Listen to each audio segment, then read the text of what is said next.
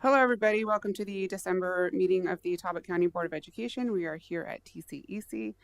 And on December 17th, 2025, the regular board meeting of the Talbot County Public Schools will open at 5:30 p.m. for the purposes of declaring a quorum, and then we'll move to closed session as permitted by the Maryland Open Meetings Act, Section 3-305B, Provisions 1, 7, and 8 of the General Provisions Article of the Annotated Code of Maryland, and Section 3-103 of the General Provisions Articles of the Annotated Code of Maryland for the following reasons.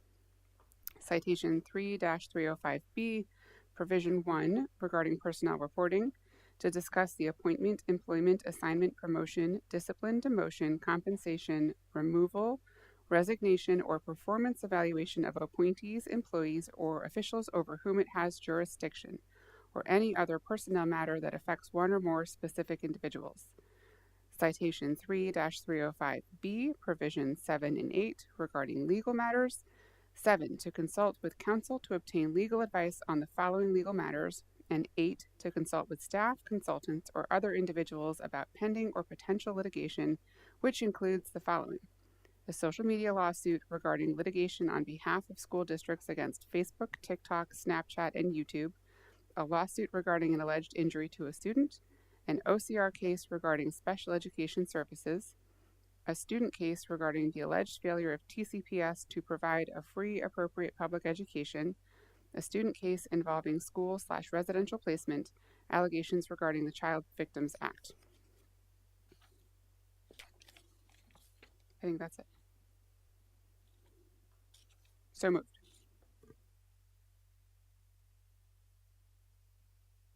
Hold on a second.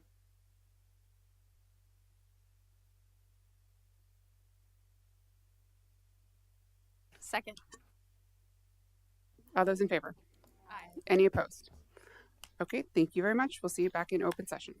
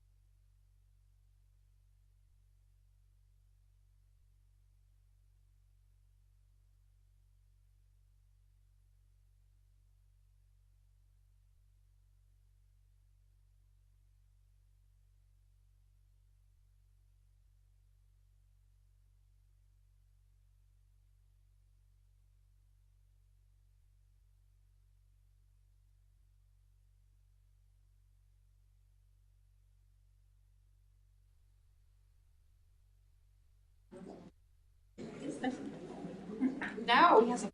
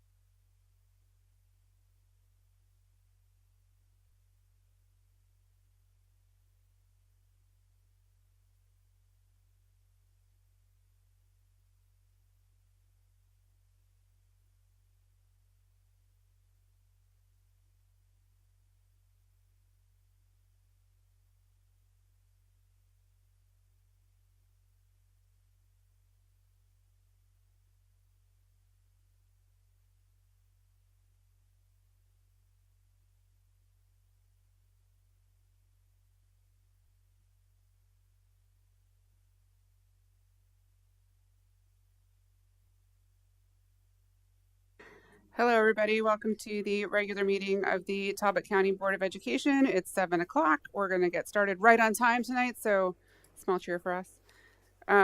If everybody could stand for the Pledge of Allegiance, that would be great.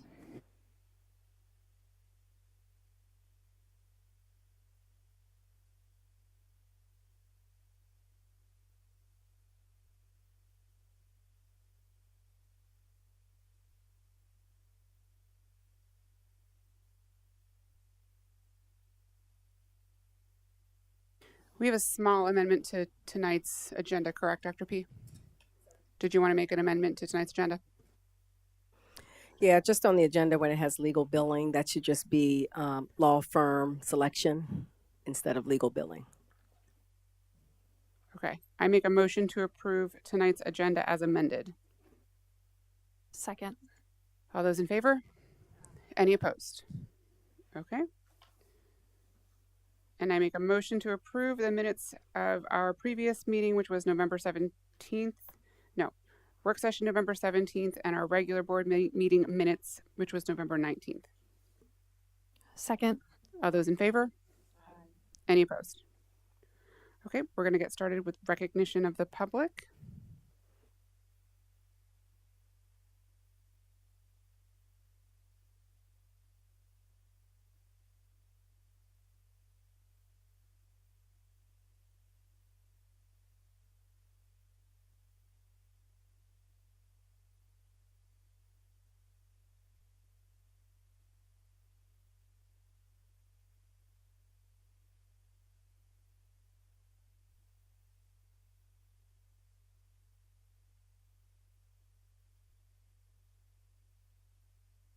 But he rushed into action when a fellow classmate fell to the floor due to a medical emergency, just as their lunch shift was ending.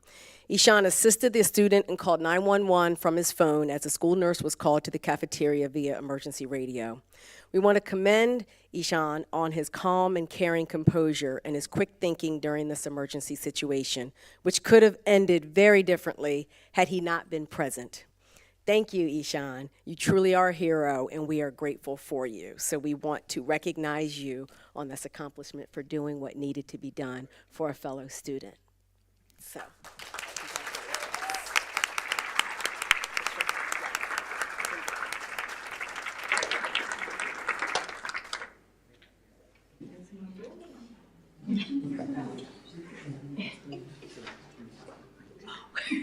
He is a sophomore, not a freshman. Thank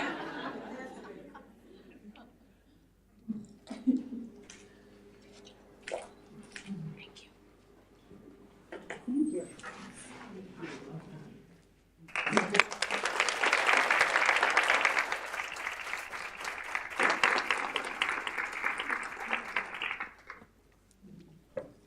All right, next, we are going to recognize. Don't forget the pledge. Oh, wait, Ishan, I'm sorry. Wait, Ishan, no, grab it. I forgot the certificate, the most important thing that he can have here. With sincere gratitude for your quick thinking and your calm and caring composure while assisting during a medical emergency involving a student at Easton High School, your actions directly contributed to a positive outcome for which we commend you. So thank you.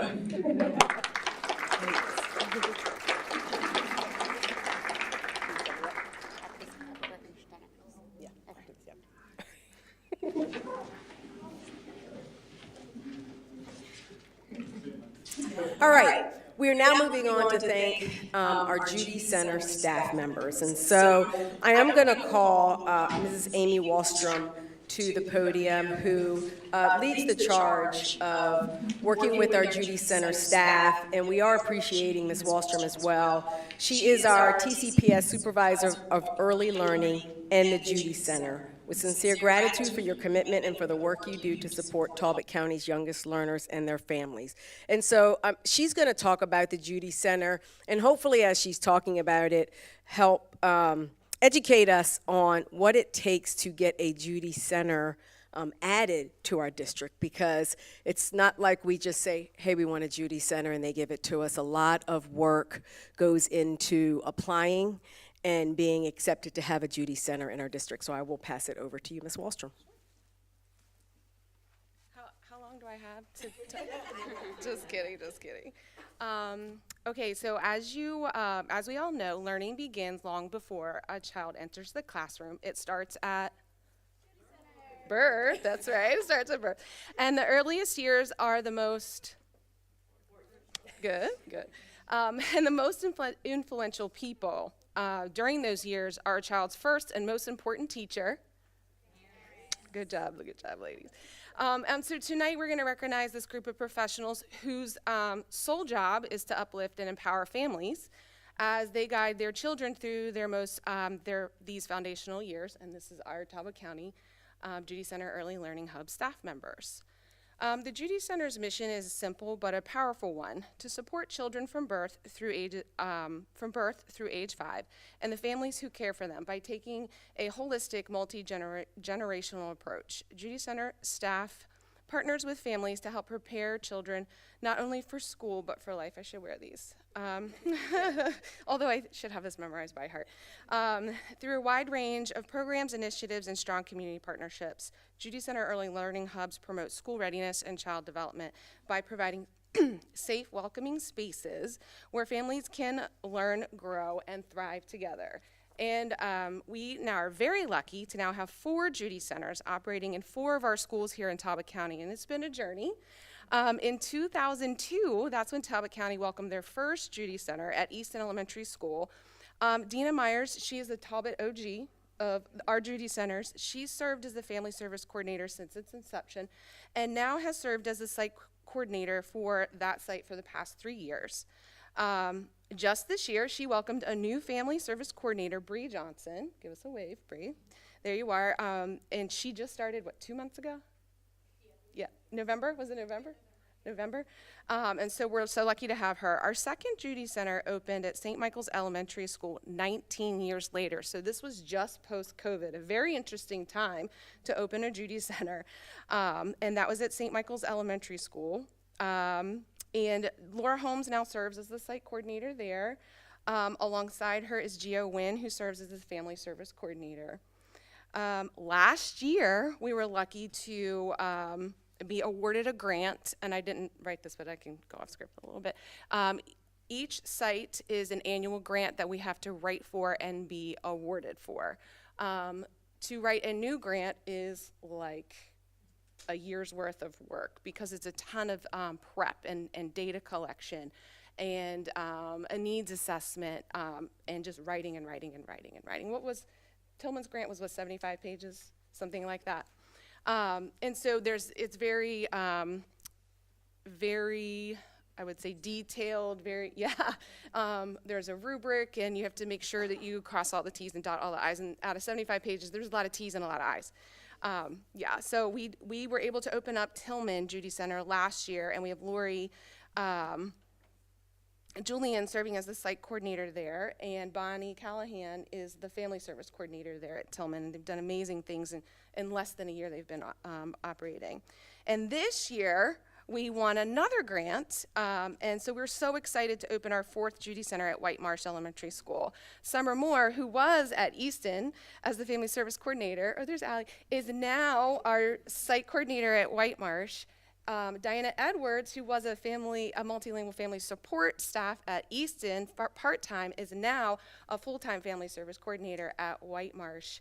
And they are in year 1 of implementation, and they have hit the ground running and doing amazing things there. So that's just kind of like our mini story there. So these ladies will every year write a new grant. Each grant is $330,000 for each site. So that's $1.3 million a year we have going into our early learning programming here in Talbot County. And these are the women at the sites in the schools doing the work with the families. And they're writing the grants together. It's quite insane when it's grant writing season. But yeah, it's good stuff though. So our Judy Center staff at each site work closely with our school staff, our principals, our assistant principals, our school community managers, guidance counselors, social workers, teachers, instructional assistants, so many other staff there to serve the children and families in their catchment area. They do a lot of work with families that have children that are 0 to 3 that are not formally enrolled in programming, but we also do a ton of programming for our enrolled pre-K and kindergarten students. They also have district support from the one and only early childhood literacy coach, that's Dawn Shakespeare. I had this position many years ago, and we welcomed Dawn from Texas. She's home, so welcome home. She is a district position, so she works in all of our elementary schools, and a part of her job is to include supporting parent education, family engagement, and early learning. in all our schools, and she works really closely with this team. And it's kind of like a liaison to our teachers in the classroom and our principals, our admin. And we have Allie here, who's a principal. Our principals are so integral in making sure that our sites are running and meeting the needs of the community, and they work in tandem with our Judy Center site at each school. It's really just a beautiful thing that's happening.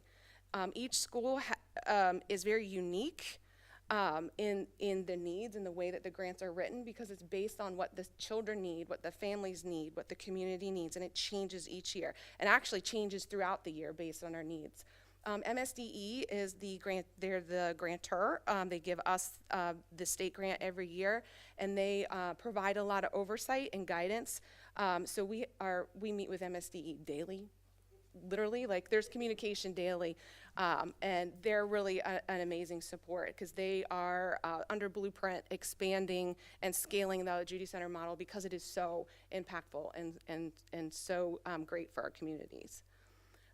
So Dawn is our bonus member of our team. Even though she's not a Judy Center staff person, she's very integral in the work that we do. Yeah, you got the shirt. That's good. And so this team, and I'm almost finished, this team functions as a collective Talbot County Judy Center unit to leverage each other's strengths, knowledge, and resources to reach even further into Talbot's communities to serve as many young children and their families as possible. So we have a site at each school, but we also are a huge team. We're a team, and we support each other with sharing resources and making sure that there's warm handoffs if a family transfers, and it's just a beautiful thing. I think I've already said that, but so tonight we recognize this incredible staff for sharing the unique skill set and their unwavering passion for Talbot's earliest learners, and I can't look at them because they'll make me cry. Thank you for choosing to be in the business of building brains from the very beginning. What? Oh, Judy Center, sure. So Dr. P asked me to talk about why Judy Center is called Judy Center. I'm not Judy, they're not Judy.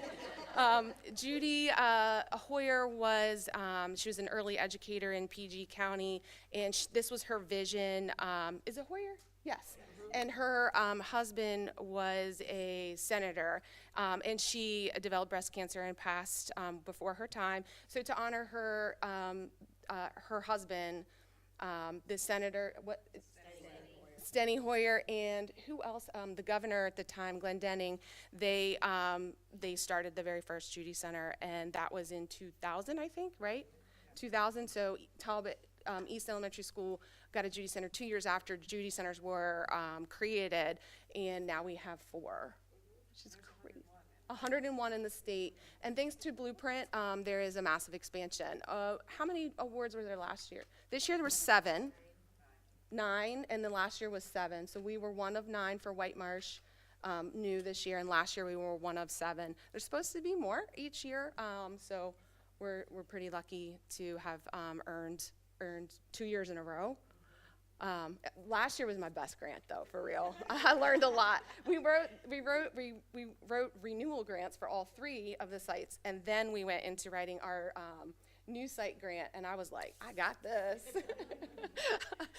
So that's that. This is Judy Center.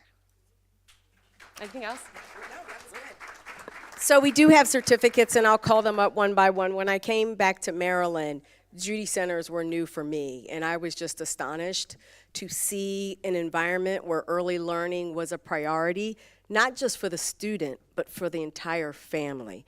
And if you could go in the space to see all of the resources that families can take home with them to use with their students, it's just mind-blowing how much is given and how much support is for the entire family around our earliest learners. So I just want to thank them for what they do, and it's not a 9 to 5. They are out in the community, evenings, weekends, around the clock, meeting with families all the time to talk about what they could do to help them to have students prepared for learning in our school system. So thank you. So I will call up Amy Wallstrom. Dawn Shakespeare, early childhood literacy coach. And please come up front here because we are going to take your picture. Giovanni Wynn, the family service coordinator at St. Michael's Elementary School, Judy Center.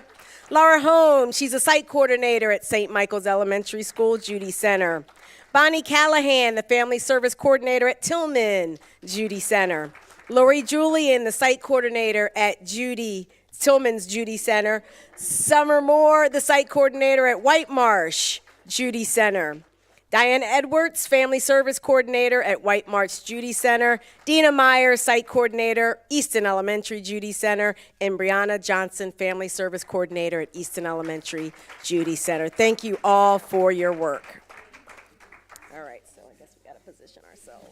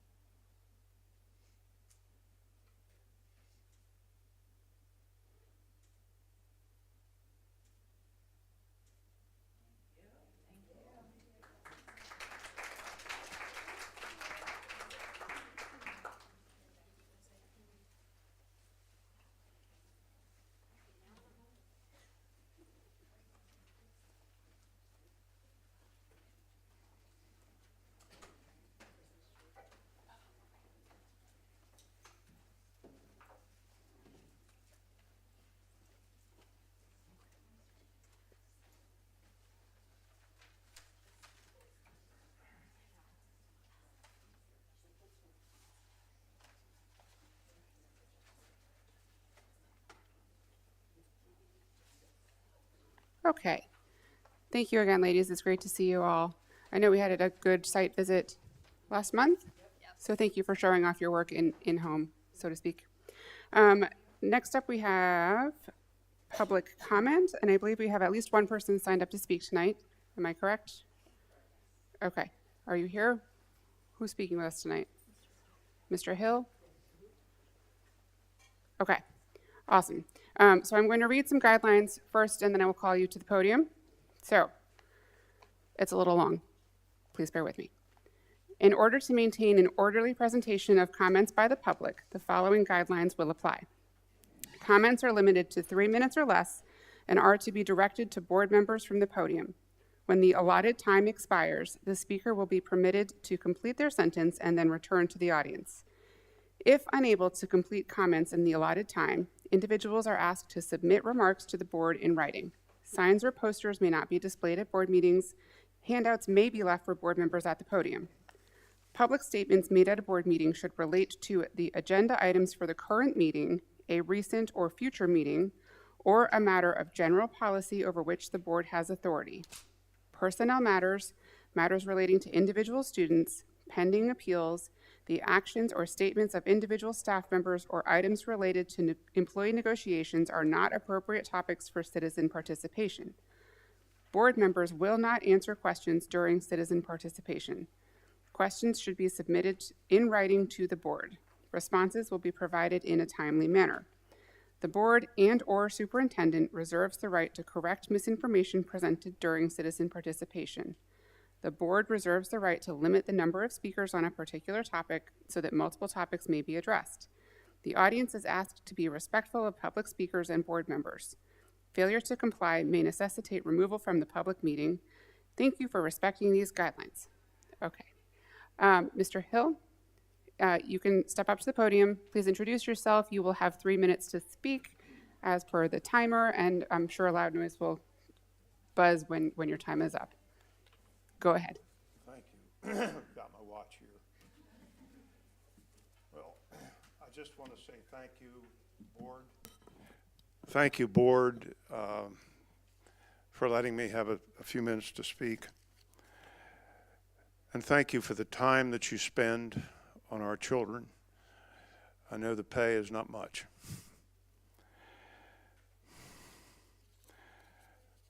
Dr. Peppa Kai was kind enough to meet with me in November, and I am here because I am concerned about our kids and their education, as I know everybody in this room is.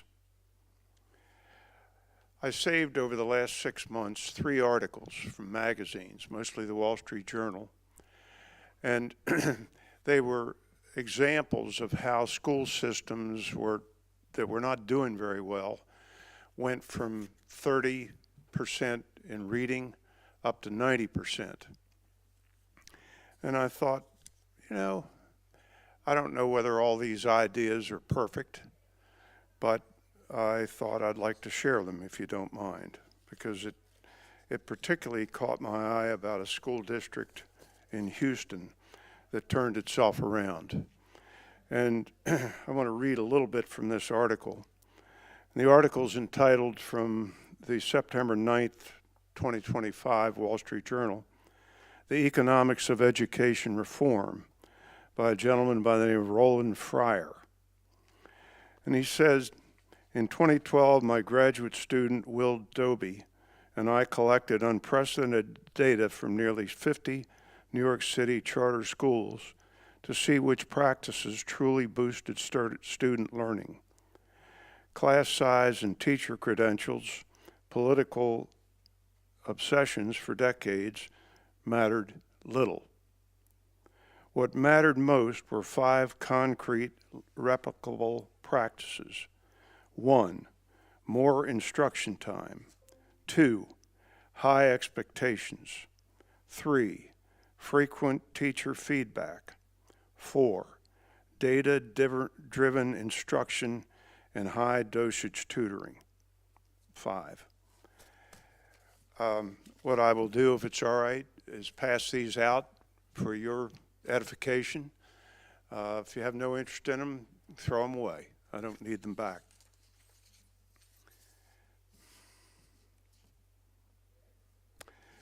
One of the things that our superintendent did when we spent some time together in November was to show me that you're trying to give, I think this comes under this, this one of the 5, was data for teachers so that they could understand how they're doing.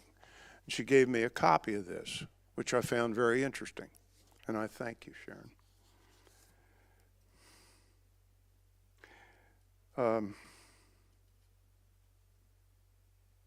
Anyway, my hope would be, and I'm not an educator, but you've done one of the 5.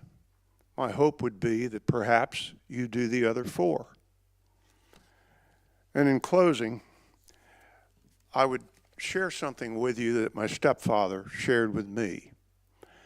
And he was a very common sense, wise man who rose to the top of the merchandising business in New York City.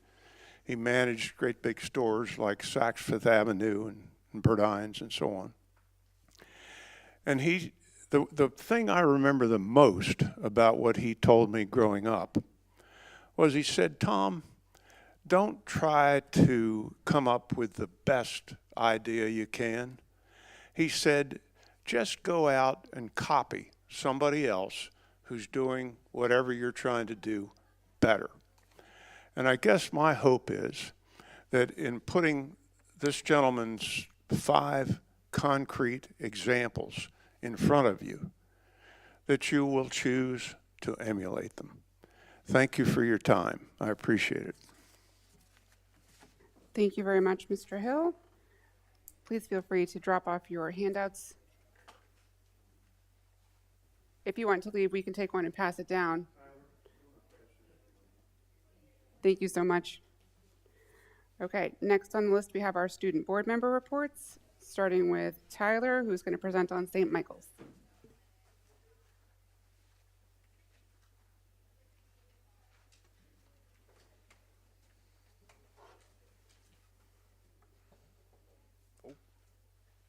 It's not me.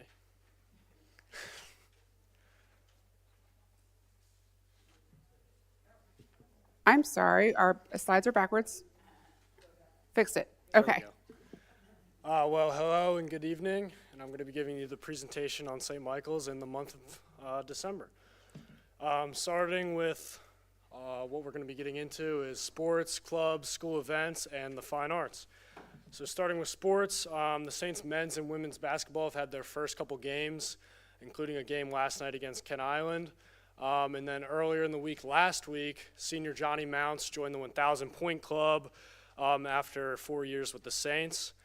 And then the wrestling team had competed in tournaments the past 2 weekends, placing third in the first of the two tournaments, and then with individual placements, with Jacob Jenkins placing first and Willie Cole placing second in their most recent tournament. Up for the clubs, the student government was very busy this month. First, we met with our very own Dr. Pepakai, going over things that went well and things that we thought could be improved for the school year. So that was always a good time. We did that last year and a couple years before, and we really appreciate her coming out and hearing what we have to say about the school year.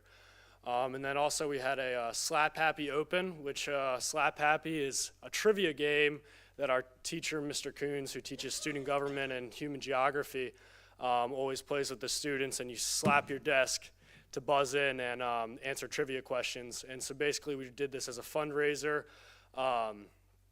and teams could buy in and then compete against each other. And we had the finals today with my friends Brody, Ethan, and Ben winning that challenge. And then funds are going to support our school field day that the student government hosts at the end of the year every year. And then our shop/interact club is doing their annual Candy Cane Graham fundraiser.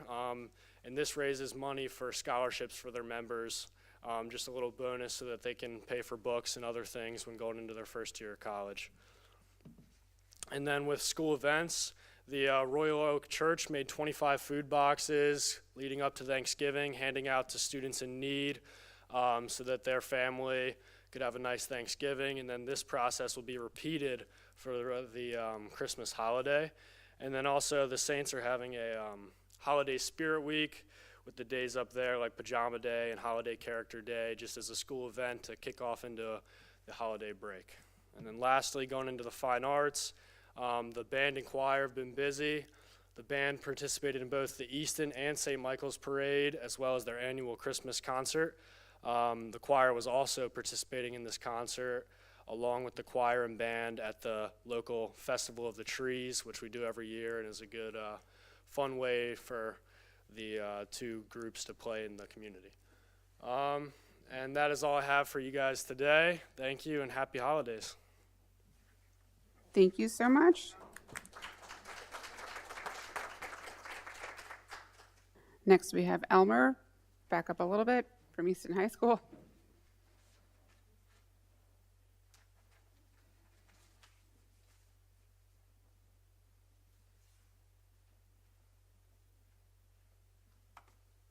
Hey, good evening, everybody. Hope everybody's doing well. I'm here to present to you guys about Easton High School in the past month. So to start off, we have sports. We have winter sports, of course, starting. So now we have our incredible hockey team. They were really successful last year, and they're off to a strong start, although we lost to our rival, St. Spirit Paul, 2-1 in a sad fashion this last Friday night. But on a brighter note, we have wrestling, and a special highlight on the girls' wrestling team. They had many, as you can see, everybody essentially is wearing a medal. We had everybody in their tournament this past weekend place either top. They were first, second, or third. So that's, we have a bright future in our girls wrestling team. Additionally, basketball, both the male and female team, swim, track, are all off to incredible starts as well. We had a basketball game last night, which we beat Queen Anne's. So that was really fun to watch. Now, for our clubs. Main highlight, we have our Latin club, which came out Invictus. I asked my friend Jack here, who has taken Latin the past 4 years. Invictus means unconquered, undefeated. And as they won first place at their competition at Calvert Hall. And additionally, we have the National Honor Society and the Spanish Honor Society are participating in this Adopt a Family, which is essentially we team up, buy gifts, package them, wrap them up, and deliver them to underprivileged families. So it's always nice to give gifts to those who aren't as fortunate as the rest of us. And then additionally, the National Honor Society is also working with Kent Island to organize the second ever cross-school talent show. It was a spectacle last year that was held at Kent Island High School. This year will be held at Easton High School, and we just finalized the date earlier this evening, which will be April 16th at the Easton High School auditorium. So clear your calendars. Additionally, we have the activities section. We had our senior scavenger hunt. Many of us race, and I like to point safely because we were in our cars driving around the town of Easton, we were given a list of 20 things that we had to take a picture of, get a picture of ourselves, anywhere from like a street filled with Christmas trees to a picture with the Grinch cut out at the BJ's. So it was really fun to see. These are just the picture I took with my friends. From the left to right, we have the team of 4, and then the next 4 was myself and my team, and then the last 3, they were the last team. My team got disqualified. So it's a long story, but we were there first, but we didn't win. So it was really sad to see. But now in our community, the Easton High School band was in the Christmas parade. They're always a joy to watch. They always put on a show, and it was just again more spectacles all around. They always are a joy to watch and listen to as well. And then a special congrats to Mrs. Cotter, Mrs. Dietrich, and Mr. Hilliard for receiving their National Teaching Certification.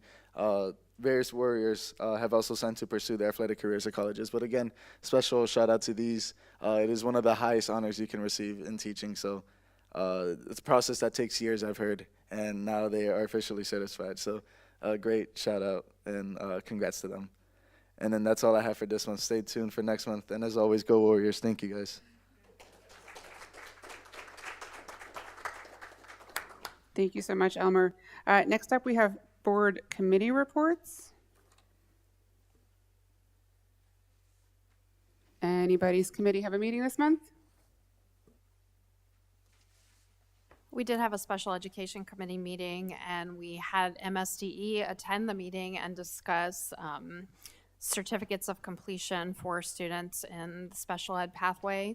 And it was very interesting because the state is updating that and basically giving them pathways that are much like a CTE program for students with special needs. So I look forward to seeing that in action. I guess we will be adding and they're more ad hoc committees. When we have our committees, it serves as a point of reference for groups to come and bring ideas and suggestions and recommendations. And so there was an AI conference held, I guess a couple weeks now in the state, the second annual one for all superintendents and some staff members that they could bring. So tomorrow evening, there will be a group convening to talk about technology, not just AI, but instructional technology, instructional practices around technology, inclusive of AI, and we will meet tomorrow evening. And so we will be meeting on a monthly basis to talk about what that looks like in TCPS. Any questions about that or any other committee updates? Okay. Moving along to new business. First up, we have policy and AR 9.35 updates, which is in first reader with Mrs. Werner. Good evening, President Jackson, Dr. Pepkai, members of the board. I'm here tonight to present a revision of policy 9.35, which is high school assessments. The purpose of this revision is to align to MSCE policy changes that relate to high school required standardized testing. So to go through the policy first, you'll notice that there are changes to the actual courses. So it has changed from algebra to mathematics, and part of that language is because we now assess students in a variety of math courses in high school depending on what their trajectory in math may be. So some students may take algebra as an 8th grader, some students may take it as a 9th or 10th grader, some may be tested in geometry. It all depends on they're required to have a high school testing session for a graduation requirement.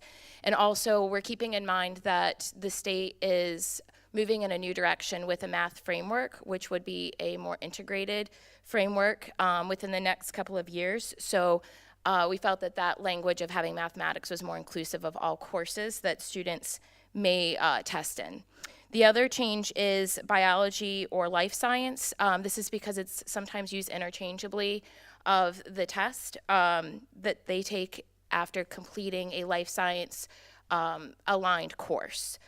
So we just wanted to make more language that was inclusive in the event that we made any changes to our program of study with any updates to these courses. The other changes in the policy are aligning to the COMAR updates. So you may notice that there is special reference to students enrolled in biology/life science and government. They are required by MSCE. There's policy that was passed in 2023 that they must take an end of course assessment that also counts as 20% of their grade. So essentially their final in these courses is the state standardized assessment in government or life science. Unlike that, though, in math and ELA 10, they are required to take a state assessment. However, it is for participation and it is not factored into their end of course assessment. So I updated this policy so that our policy aligns to COMAR and MSCE policy changes that occurred a few years ago. I did have a question as I was reading through this. We're doing a lot of work, particularly with the grading committee, to address some questions we have around local assessment. And I think that the title of this policy might be a little bit confusing as such. I was wondering if you could relook at the title, maybe change it to high school statewide assessments or something to clarify that this isn't talking about our local assessment policy. I mean, it is our own local policy, but it's related to statewide assessments.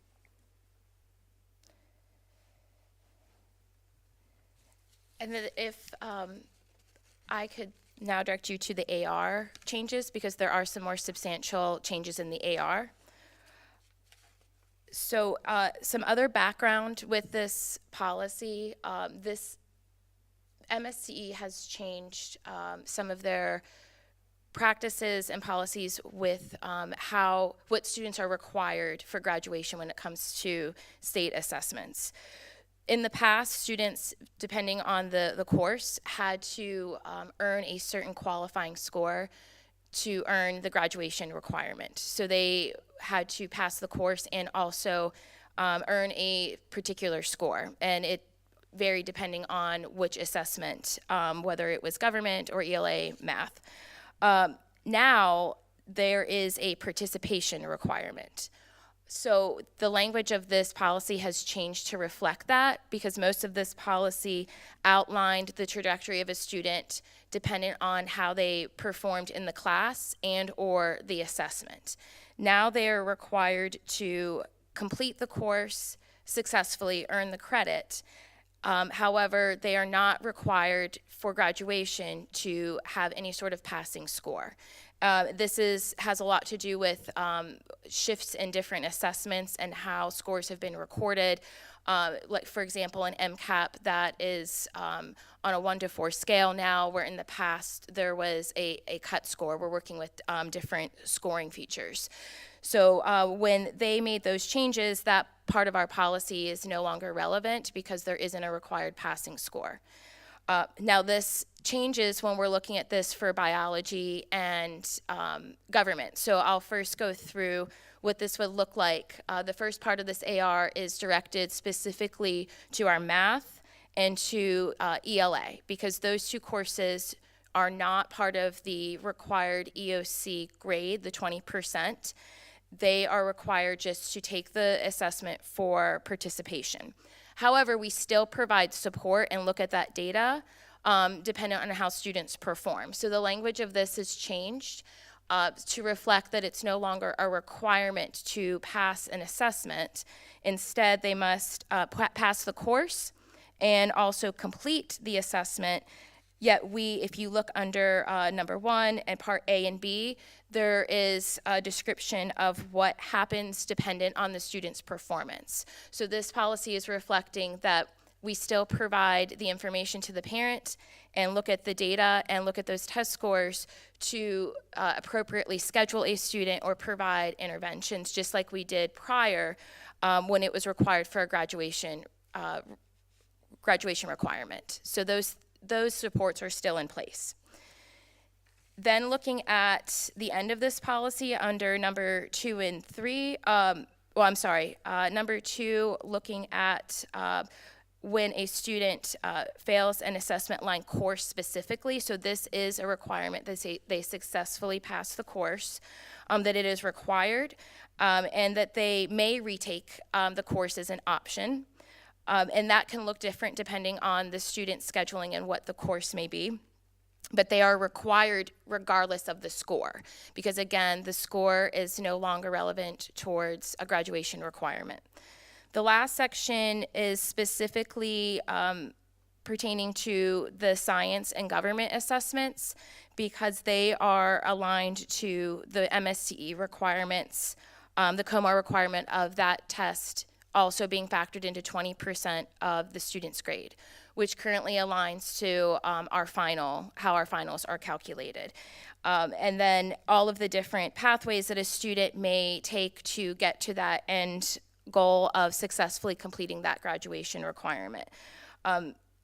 It should be, just for your background of how this works, when students take these assessments, we get the scores fairly quickly, and then those scores are then entered into PowerSchool from our district office, so that that there's a seamless transition there of the scores to support to support our teachers in calculating it. Our students, it is designed that the scoring of it they cannot earn less than 50% for the assessment. So there comes sometimes some questions about if a student doesn't take the test. So that prevents it from one test from significantly affecting their overall score, since it's factored into their overall course grade. So I wanted to make sure that that was called out on how that was calculated, and also the pathway for a student dependent on if they're successful on the course and or the assessment. So I'm happy to answer any questions you may have about any parts of those policy changes.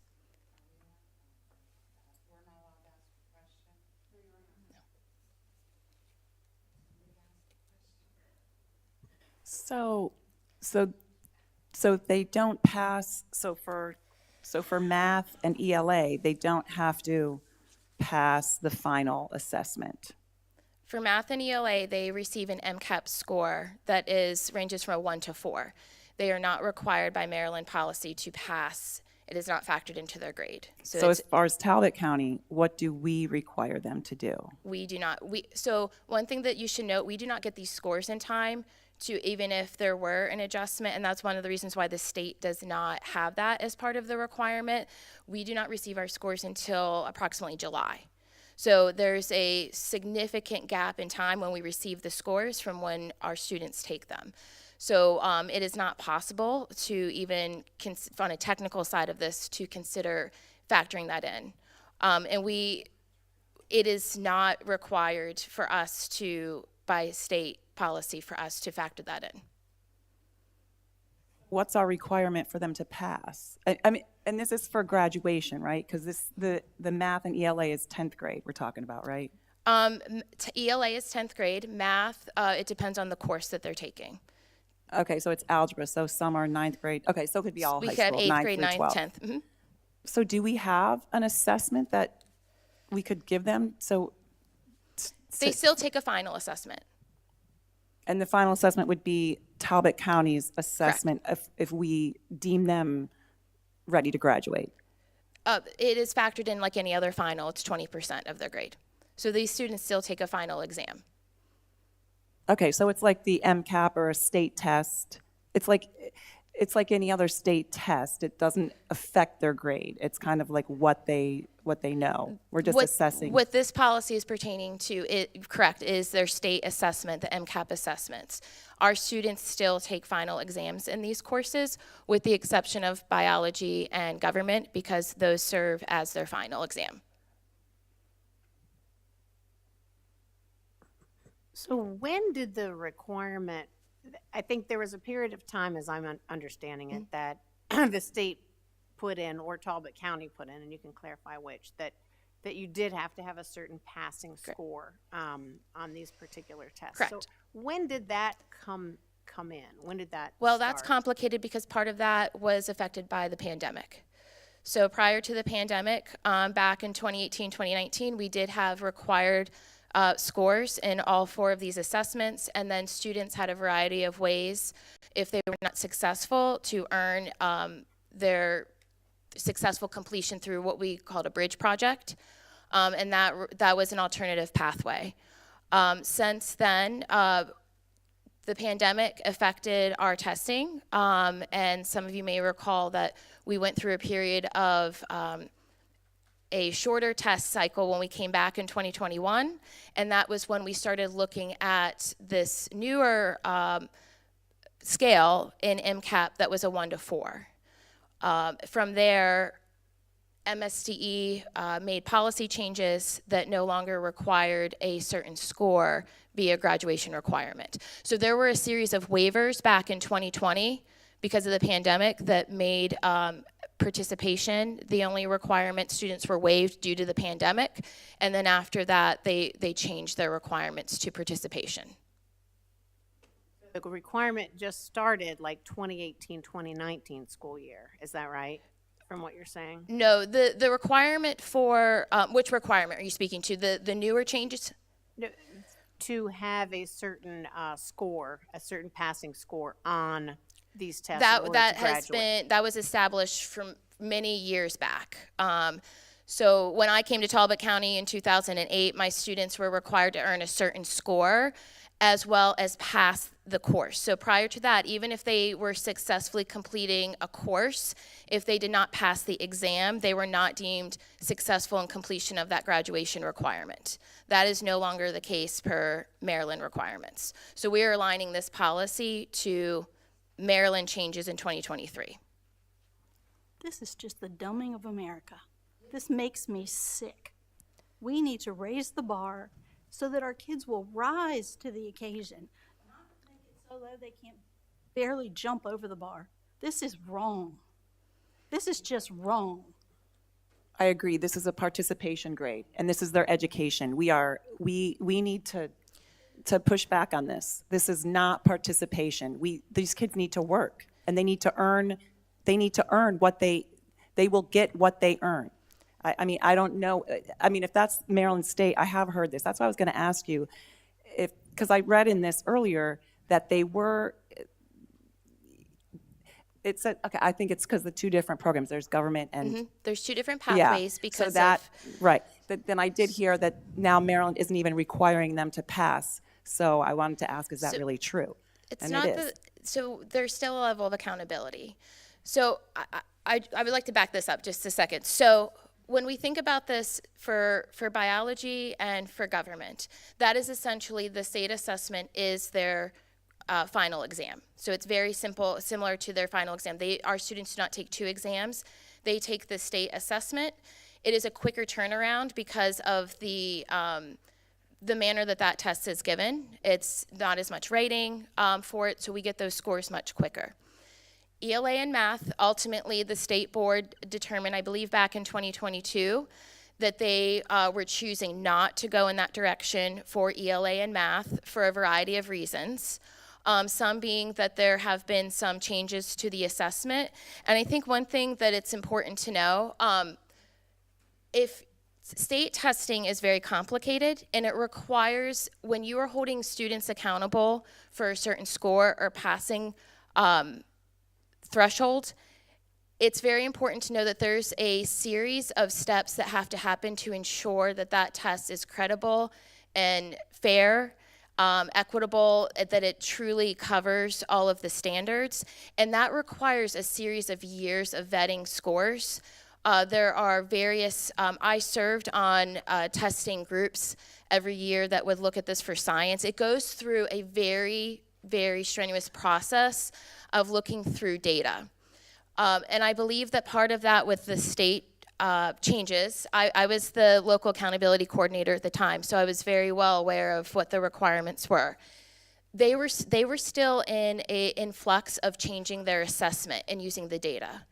On top of that, when the data does not come back soon enough for us to give a grade, that becomes problematic for schools to go back and enter a grade. We do not get our assessments for MCAP until some point over the summer. It takes months. And then those are embargoed. So the state may issue those scores to the local accountability coordinator, but those are typically embargoed for a series of weeks before we can make them public.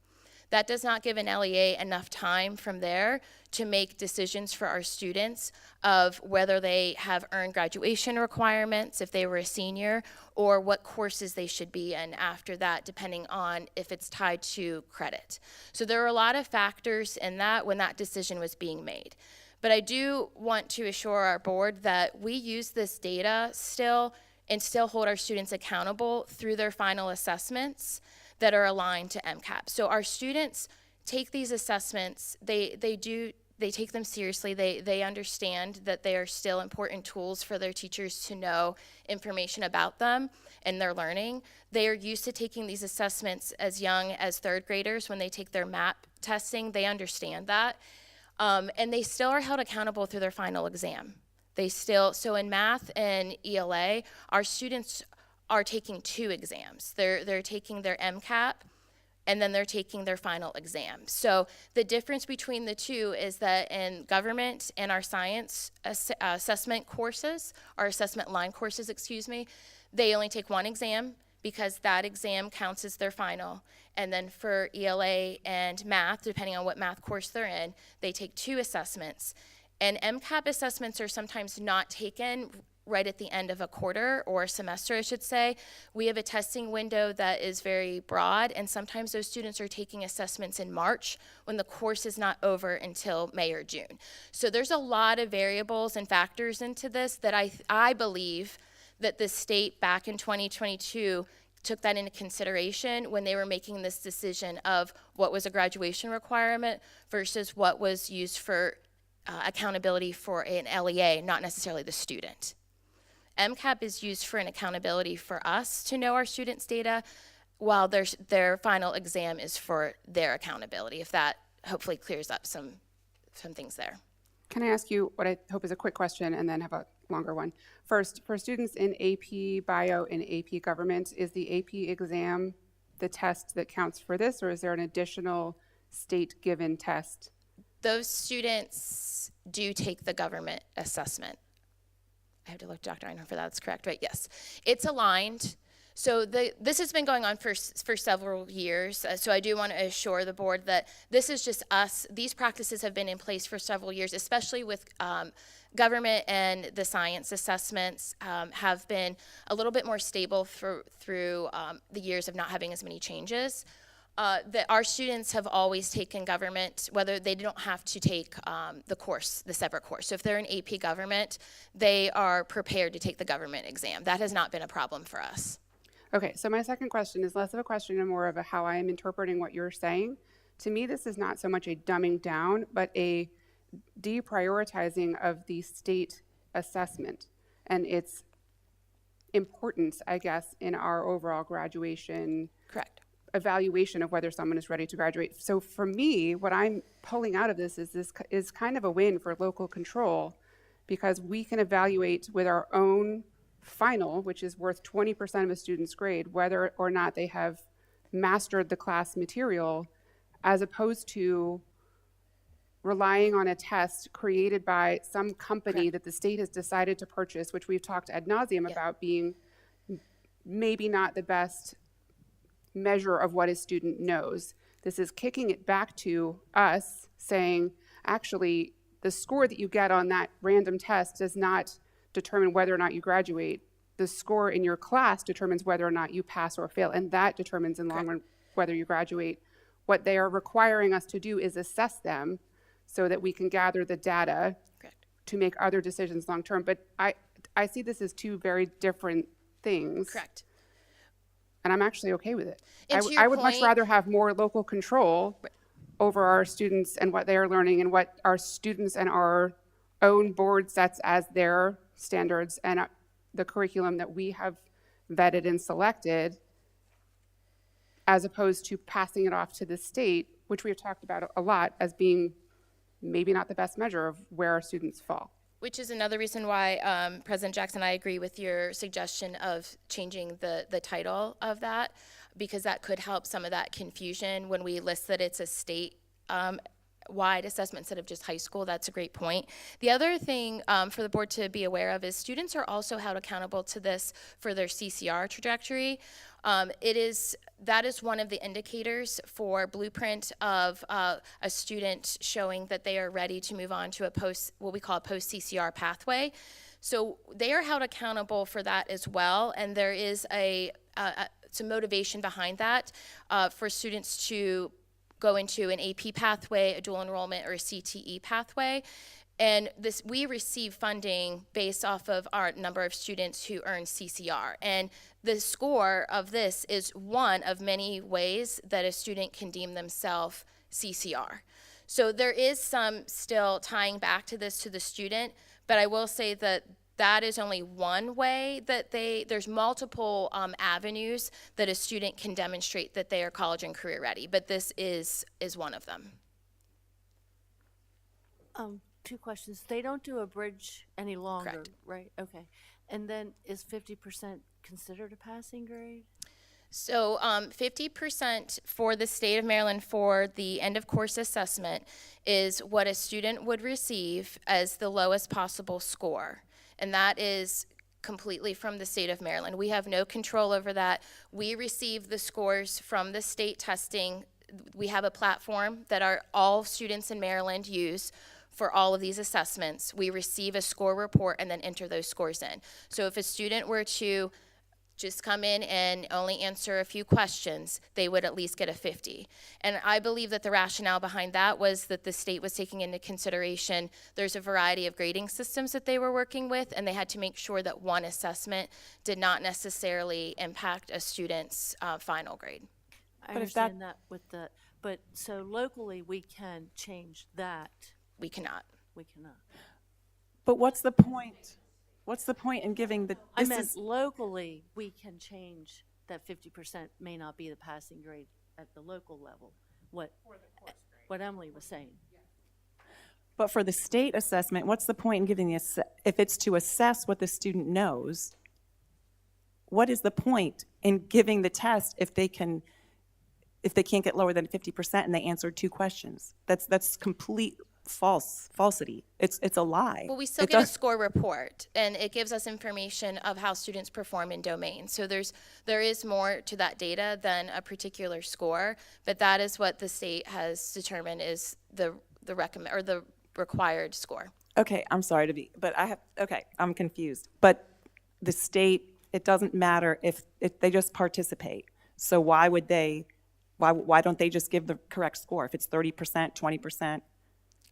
Because that doesn't go on their record, right? It does. So for the EOC, for science and government, those 2 tests count as an end of course assessment. That is a final. In those particular assessments, the state of Maryland has a minimum of a 50% on that assessment, which I will say is not uncommon for any state standardized assessments. Even SAT, like you don't earn a 0. There's always a minimum.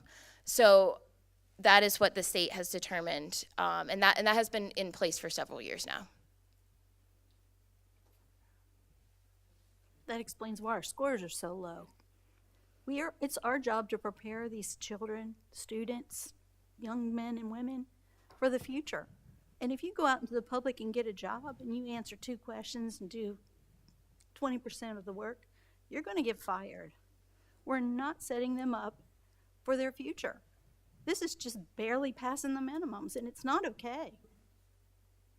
That's the state, so we can expect more of our students here in Talbot County, right? I mean, I hope that's what we're going to do. Yeah, and I think that's where all the confusion on this policy comes from, is you're talking about state testing, not that the students have to pass their quizzes, they have to pass their tests that we give them here locally.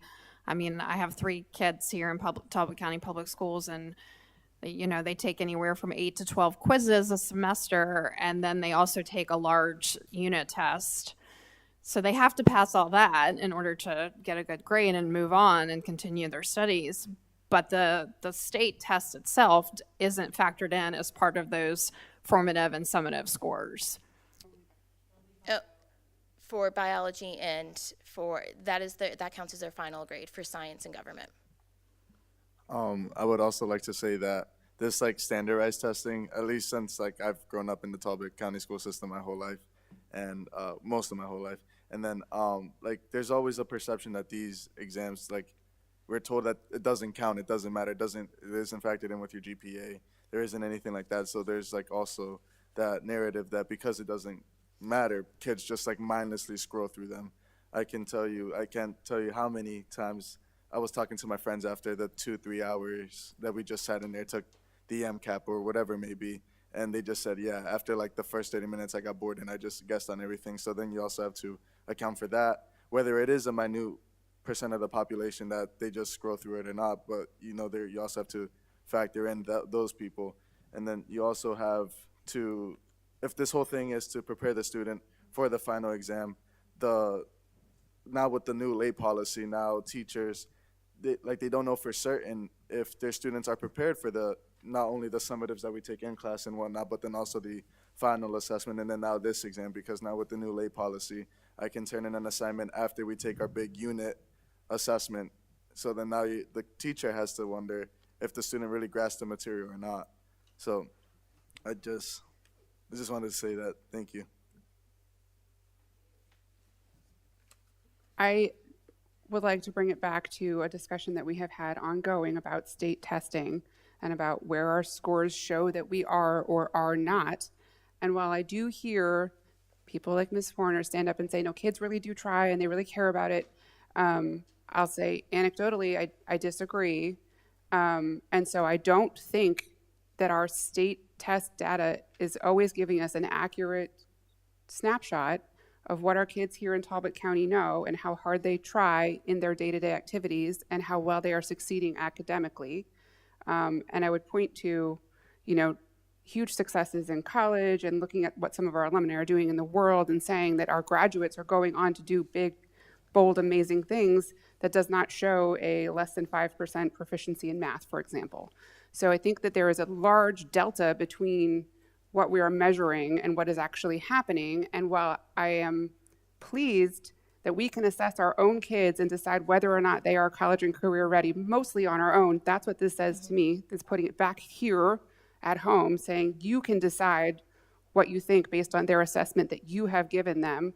I continue to be frustrated with this kind of policy saying you still need to give them this very boring, kind of irrelevant test that they may or may not try on. And we don't really care if they try, but we're going to give you your data anyway, and that's what we're going to measure you against and fund you on, and what the whole community is going to be talking about, these specific numbers, which kind of have nothing to do with who our students are today. So, I feel ambivalent, I guess, about this policy, because again, I'm happy that we are retaining some of this in-house. And I think I just needed to say that once again. I do have one more question. Do you know anything about, does the Edmentum still exist? It does. We utilize Edmentum for a variety of reasons. So Edmentum, for those of you who are not aware, is a virtual course that is approved by the state of Maryland. It's typically used for students who have extenuating circumstances to do independent work, whether they need to recover credits or home hospital or a variety of reasons. But we have a whole process that we use to determine if a student is eligible for Edmentum, and that is a Maryland program. And those students do still take the assessment. The other thing to point out is that these requirements for assessment are federal requirements.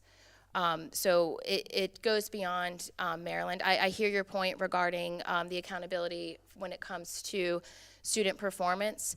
I personally believe that part of that happened post-pandemic because, to our student board members' point, I think it's important context to understand that when we came back from the pandemic, I was our local accountability coordinator, so I was responsible with all of the state assessment.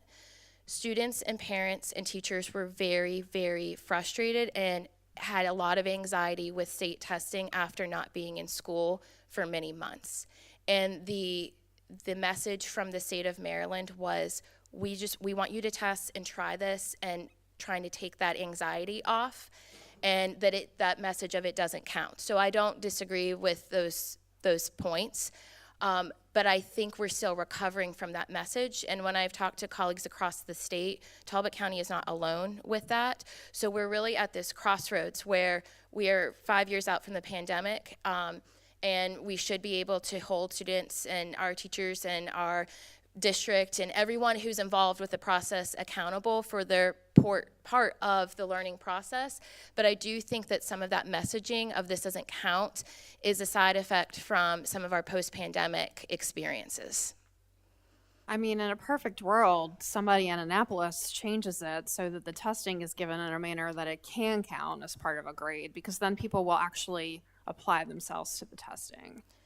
And to that, I don't disagree, but having been, I wasn't part of the decision, but I stayed in tune to when that decision was being made. It's very difficult to coordinate that with 24 districts that all have different grading and requirements, and it was already a lift for the other two courses, so I think that's part of the problem as well.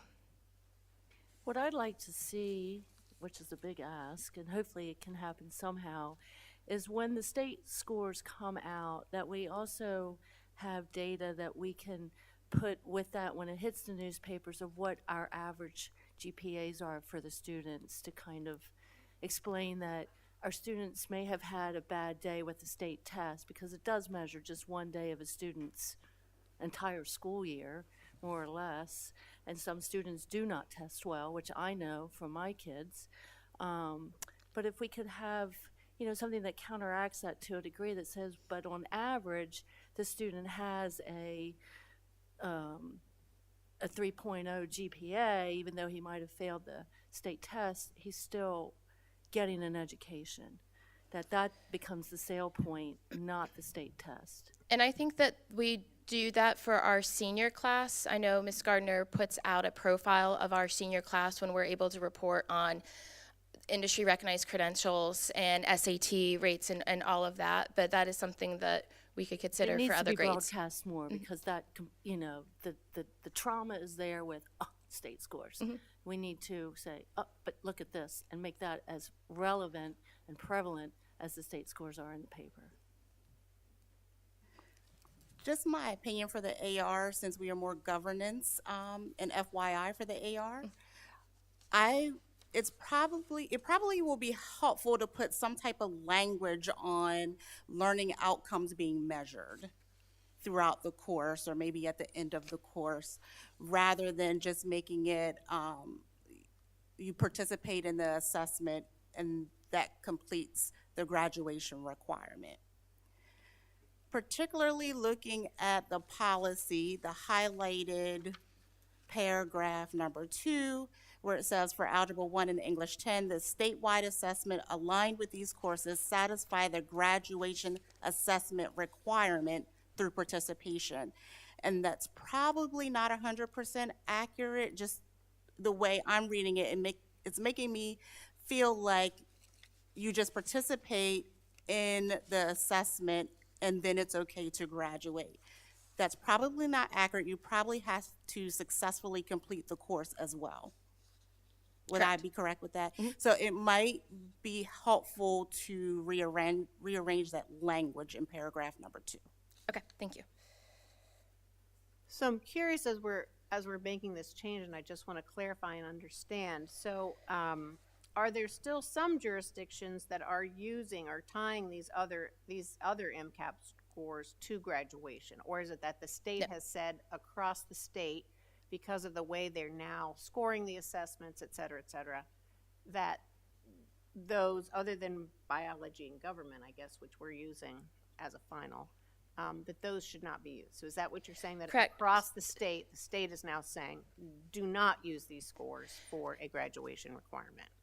It's not that they've said that we cannot, they have not made it a requirement, but then also, as I spoke earlier, there's a lot of factors that prohibit an LEA from doing that if they wanted to.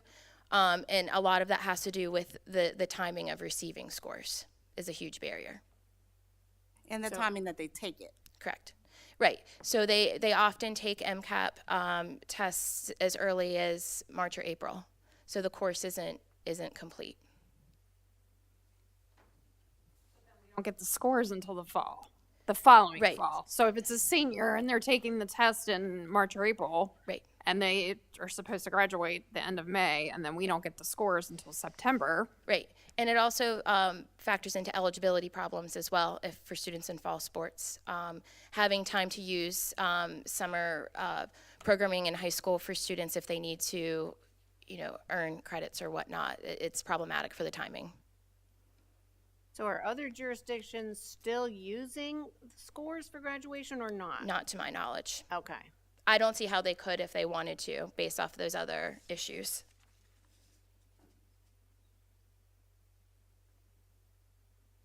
More questions for Mrs. Warner at this time? Okay, thank you. You'll be back next month with second reader on this, so if you come up with anything in the meantime, we'll see you again. Thank you. Okay, next up we have policy in AR 11.11, which is in first reader, and it is family and community engagement, previously titled parent, family, and community involvement, with Mrs. Gardner. Hello, good evening, President Jackson, Dr. Pepakai, and members of the board. I'm here to present a revision of Policy 1111 and the corresponding administrative regulation. I always like to say that out because I don't know that everyone knows what AR means. As part of our initiative to update all of our policies that have been somewhat stagnant, this one had not been reviewed since 2010. Our policy section 11 addresses community relations, and it was previously named 1111 was previously named Parent, Family, and Community Involvement. So to better align with our strategic plan priority 3, as well as our current practices and initiatives, we're proposing to rename it Family and Community Engagement. We know that the concepts of this policy are essentially the same as the prior version, but in 2010, for example, we didn't even have any of the same technology for communications that we have now. We didn't have the community partnership initiative in the form that we have it now. So this really is just bringing our policy up to date and aligned with what we do. We know that engaging families in school and community activities and student learning helps promote student success. The overarching themes are welcoming environments, effective communication, working to reduce barriers to participation and engagement, and monitoring participation and engagement efforts at the school level and collecting that information at the district level. The AR emphasizes the importance of accessibility for all families, leveraging community resources and partnerships, and implementing a bit more structure around that, and incorporating more contemporary communication strategies and methods, which we have been doing since 2010, well, at least since 2016. Much of what's outlined is aligned with the community school model, which is the basis for this framework. Our community schools already have reporting that they have to do around family and community engagement, and our Easton Elementary is 3 years into that, so they are 3 years into starting to collect the data. So that's going to be our model for the data that we collect for this purpose, or to monitor this particular indicator. So we'll develop a template for all the schools that aligns with what they currently have to provide for the community school model. We received great input from members of the policy committee that has been incorporated into the current draft, and also was input from our internal team as well in that, but I'm happy to answer any questions you may have.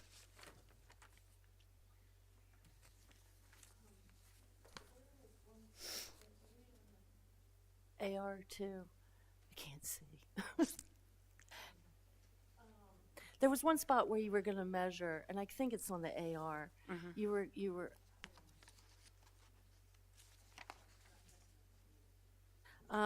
that you were going to maintain and review, but you didn't say how often, and I didn't know if that would be something that The might community be schools necessary. have an annual report that they do, so I think that would initially be our intention.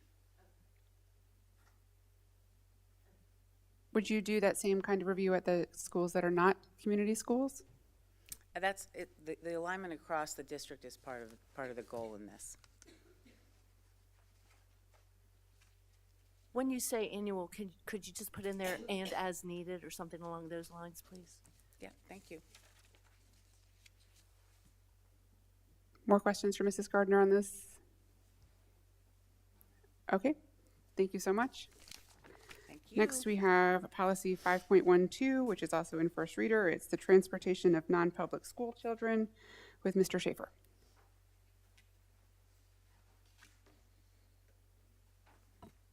Thank you, President Jackson. Good evening, members of the board, Dr. Pepikai and staff. Just a quick one here. So yes, just as part of the process of reviewing policy 5.12, transportation of non-public school children, it is basically just a review and with some updated language because this is a relatively old policy. Changes include the change from private schools being called or being classified as those that don't receive state aid to that are state approved non-public schools, changing county commissioners to county council, and then just leaving or changing the language there to add in or other funding sources, for the council. This stems from Maryland law, but also lives in Talbot County codification law. So we're basically just, once again, updating the policy to make it more modern. I can answer any questions that the board may have about it. How many students do we transport for the other schools? I believe that we currently have 2. Yes. Could you give examples of some of what state-approved non-public schools are? I think that might be helpful for people to understand. Yeah, so I mean, it's basically what it sounds like. So any of the local private schools that we have here in Talbot County, but it also includes many of the schools that serve our children that may not be met by Talbot County Public School needs. So, Maryland School for the Blind, and so on. So, those are the schools that would fall in that classification. Okay, so to be clear, we are transporting private school kids, like country school, St. Peter and Paul kids? So, Because I know this was a question brought up before. Is this happening now? No, not currently, to those specific schools. But we do have students, and I'm trying not to be specific, obviously talk about specific situations, but we do have a couple of children that we transport to non-public schools. So because you can't be very specific, if I make up a scenario, Sure. If a student's needs cannot be met by Talbot County Public Schools, and for example, not that we currently have one, but say St. Peter and Paul provided an amazing program that worked just for the student's needs, and it was decided that that was the non-public placement where that student would go, because it isn't in Talbot County, this policy says we would provide transportation for that student to that school in Talbot County. Is that correct?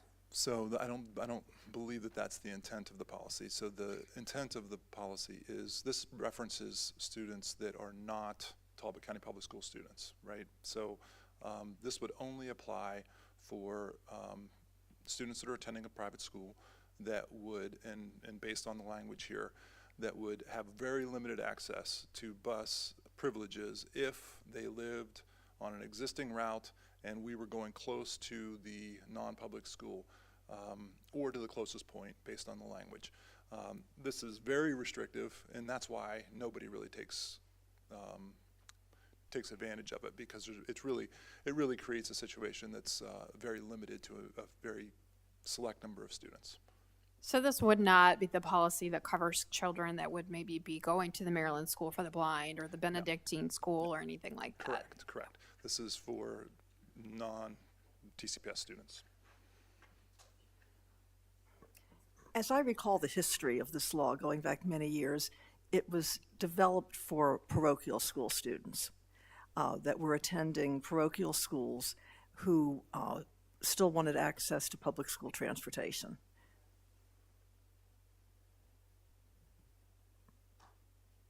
That was the original intent of this. And it is required by the state. So it's actually required by Talbot County law. So it's in, so the initial enactment was by the state, but it's been codified locally. So that is where this currently lives, which is why the county council is referenced as funding it. Do you know if the county council have looked at this in more recent times? Because I'm just looking at the foundational boundaries surrounding this policy are not as restrictive as I think we're thinking it is or could be. And it looks like it could open up other issues that might not be equitable. Ms. Strawberry, I'll be honest, I'm not exactly sure. I understand your intent of that statement, but to answer the first part of your question, I don't believe that this is something that the county council has looked at in a very long time as well. And as far as being equitable, I don't think the intent was necessarily to, and to Mrs. Eisenberg's point, I'm not sure. This goes way back, so I'm not sure this was I'm not sure this centered around an equity piece. I think it was more, at some point it became an important topic for the state legislature. So, I'm not exact, this goes back to 1955, so I'm not sure. I'm just not sure. Yeah, thank you. I don't even think I was thinking about school in 1955, but we, as a board, we may want to just bring this up to the county council and where we stand and where we could encounter some challenges with current state. It's worth a discussion for sure, yeah. I mean, did they bring it up because they pay taxes and they're choosing to go to a different school, and why can't they have access to the public school or the school transportation? This is my recollection, which may not be really good. But I recall confronting this in the 1980s in another school system. And what I learned back then was that the law was implemented in order to benefit the many Catholic school students who were attending Catholic schools and who wanted to have the opportunity to have the public school bus service. That's how the law began way back when. And it just sits there. And I think in some school systems they provide the transportation and in others they don't. But if you take a look at how it works, it has to be convenient to the school system. So the student would be picked up near their home and then dropped off at the public school where that bus normally goes. And then the parochial school would then have to bring a bus to that school to bring the children to school. So again, I wasn't an attorney back in, when did this take place? In 1955. I was a baby. But my recollection from looking at this in the 1980s is that is how this law came about, and it just sits there. And I have no clue whether it is utilized in other school systems. It just literally has not come up for me in, 40 years, ever since I first confronted it. I would agree with Ms. Strawberry and say until the county council looks at this, which they haven't clearly since at least 2010, I would want to know that they've looked at it and agree with the law as it stands before we make any changes, so we don't have to go back and change again. Makes sense.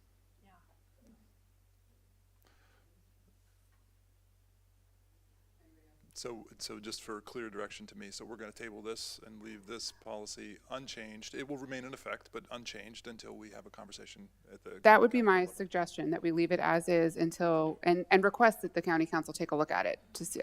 I don't know if they've even looked at their policy binder, law binder, whatever they have. But yes, anybody else disagree, agree? Or we table this until?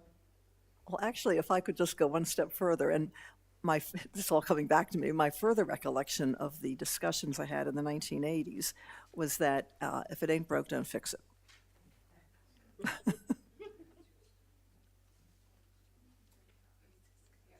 Now we've brought it up. So we'll see what happens. Full disclosure. Because we don't have to vote on this tonight. This isn't first reader. It's not a vote. I think consensus is fine, and consensus is table it. Absolutely. And full disclosure to the board, this was low-hanging fruit of policies that I was going to try and just kind of throw out there as a renewal. So the changes are obviously not substantive, but anyway, it was just more just updating it, like I said, so I have no issues with tabling this and waiting until we get some guidance, so. Okay. Next up is also Mr. Schaefer with the Magnolia Street Solar Project contract approval.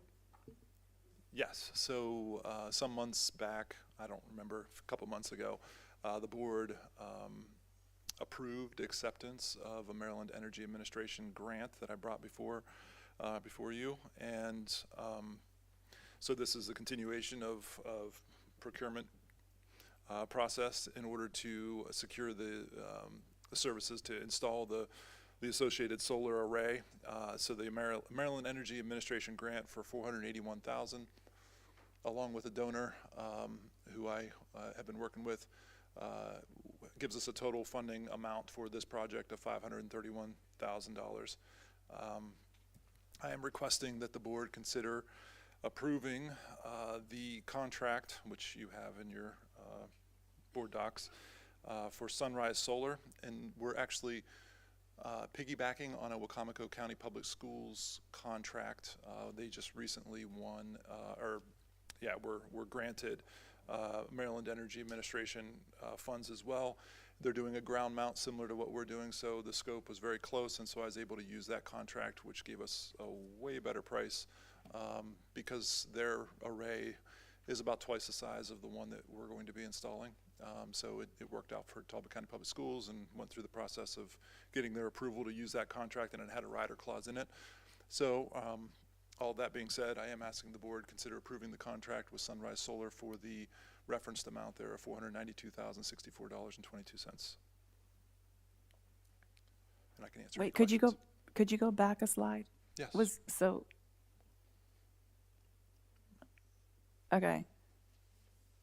Okay, so this is all by grants and donations. Correct. Oh, Yep. And actually, I just want to give a shout out to the donor, and I'm going to withhold his name because he and his wife, I'm not sure, I haven't talked to them whether they want to be publicly acknowledged or not, but I just want to throw out there that the donor is the genesis of this. He kind of pushed me with funding, and this is the second time that he's donated to the county. We have a small array, and so he came with more. He's trying to offset his lifetime carbon footprint, and so he came forward with this, and then we kind of talked, and so I ended up applying for a grant way larger than what. It's a long story, but we're trying to take advantage of the Inflation Reduction Act tax credit that's available, and so we did the math, and anyways, so we came to this $481,000 array, and we got the grant for all of it, and so now he's helping supplement some of that stuff, the other costs that don't get covered by the grant. Do we have any idea how much this is going to save us on our power and energy bills? Like rough ballpark at all? So yes, it is in the contract document. I can't reference it off the top of my head, and I'm sorry, I don't have it printed. But so the original array was basically a large residential array. This is now we're into a commercial grade array. Now I'm not trying to say that this is giant by any means, but there will be a significant savings. And once again, I don't remember if the board, if I shared this with the board or not, but this project is going to be net metered to Easton Elementary School, so it's going to offset our electric costs at the Easton Elementary School campus. And thank you to Easton Utilities as well for their help in making that net metering process happen. If I'm reading this correctly, it's going to be a net after 5 year savings of $180,000. Does that sound about right? That sounds. Yeah. Yes. That's nice. Yeah, that's right. We've talked about solar a couple of times over the past years, and I'm having a hard time remembering specifically what this project was for.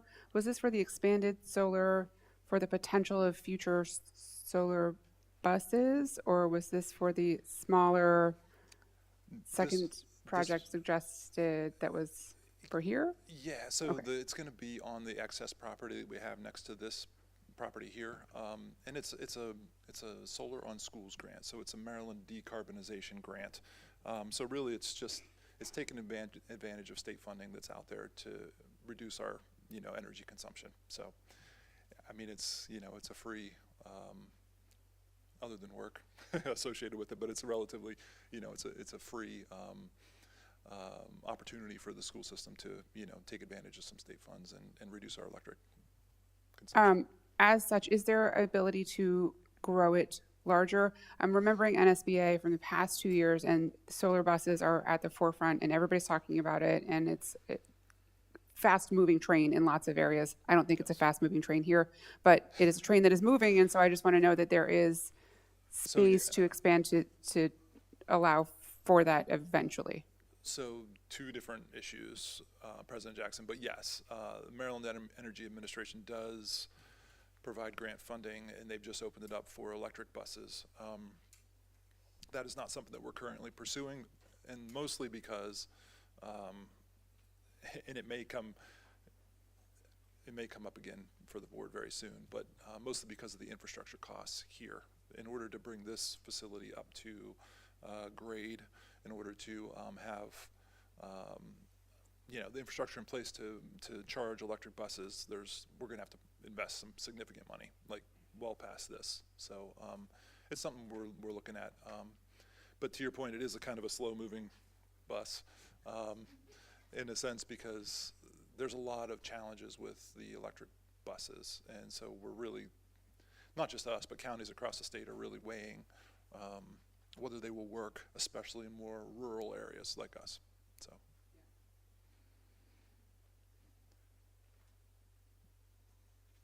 I make a motion that we vote in favor of the Magnolia Street Solar Project. Second. All those in favor? Any opposed? Thank you very much, Mr. Schaefer. Thank you.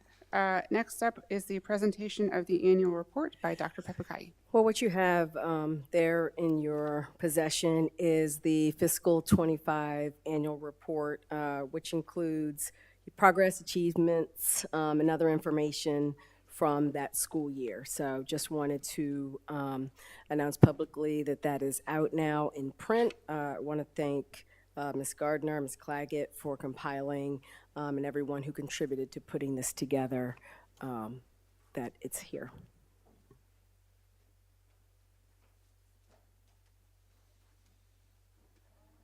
Thank you very much, everybody. I just put together my annual report for work, and I know what a big deal and how hard this is to do, so thank you very much for doing all of that. Next, we have the amended topic was... appointment of law firms for LEAs. Okay, thank you very much. Yes, and so I just wanted to, you have a copy of the letter, and so I just wanted to let the public know that from MABE, Maryland Association of Boards, submit letters each year outlining the background and services and fee structures that have been in place since 1989 of this process. And so based on the letter that you have, approving to serve the law firm MABE Legal Services Panel, which is continued honor for the firm that we use. And so just wanted to put out publicly the appointment of PK Law, which stands for Peasant Cats Law, as counsel to the Board of Education, consistent with the terms set forth in that annual letter that you were reading, pre-K Law to the Maryland Association of Boards of Education. So just wanted to know how that process is done through MABE with set fees for legal counsel to the board. Any questions? Okay, thank you very much, Dr. P. Next up, we have unfinished business, and we have explained consent agenda and all of that.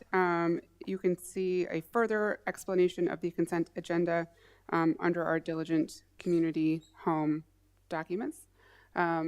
So tonight, we only have one item in consent agenda, correct? Yes. Okay. Did anybody want to pull this out of consent agenda? Okay. Then I make a motion that we approve the consent agenda items as presented this evening. Second. All those in favor? Any opposed? Okay. Thank you very much.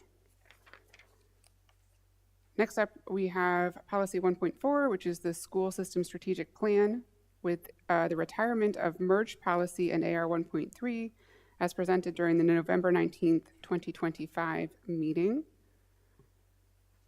No public comments have been received to date.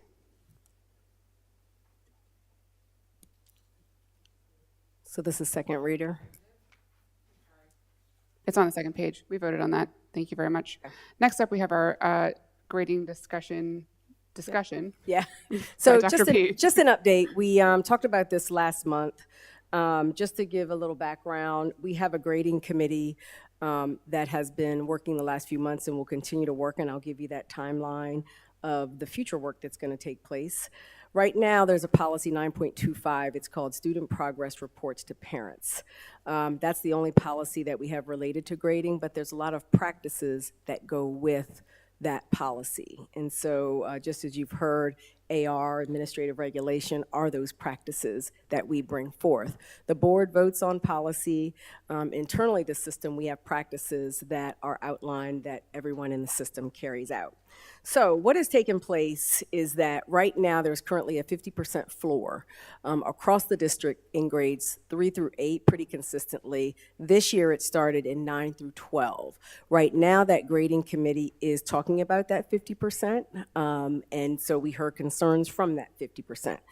We are getting ready to move into a second semester, and so we're going to continue that 50% through the second semester. Looking at that data, I don't want to undermine the grading committee and the work they're doing, except for in one area of guidance that I've asked the teaching and learning department to roll out, and that is the issue of reestablishing deadlines for student work.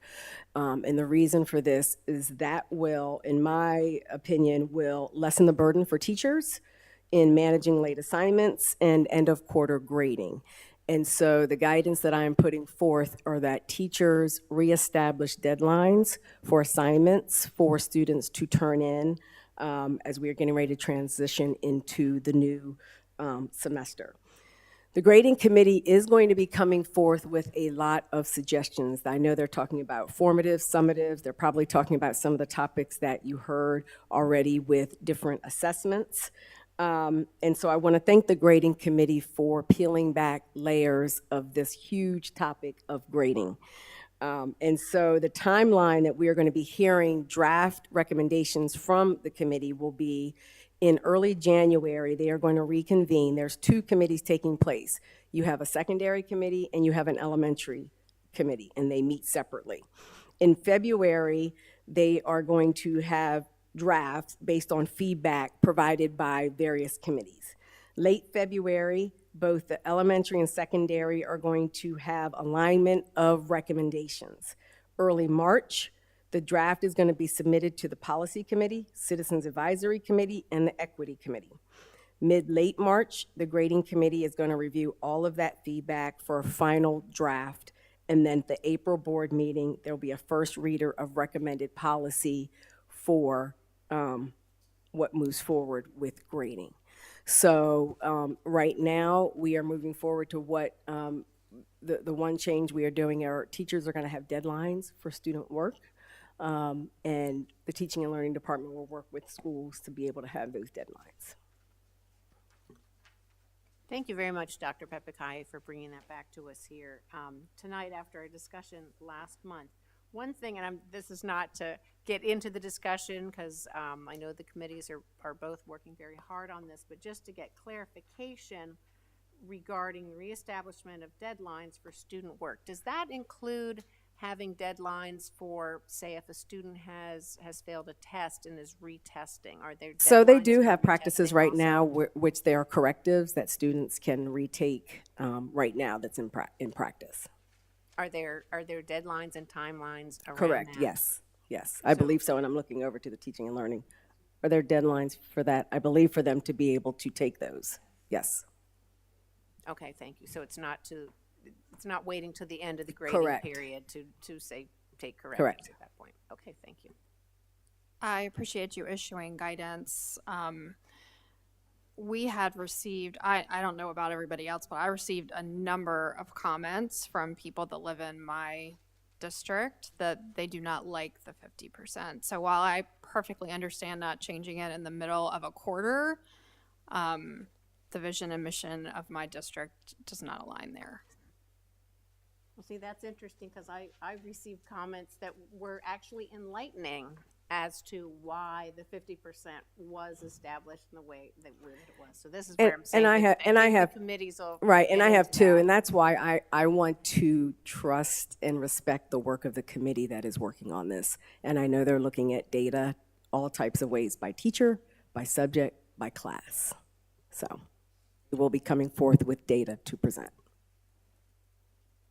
Yeah, and thank you for assigning that guidance to reestablish deadlines. That's 100% amazing. But I am disappointed with the 50%. That comes as no surprise, I know. But just as you were saying before about Carla, or about the assessments, these final assessments not being true to what our students know. Well, neither is the 50% floor being true to what our students know.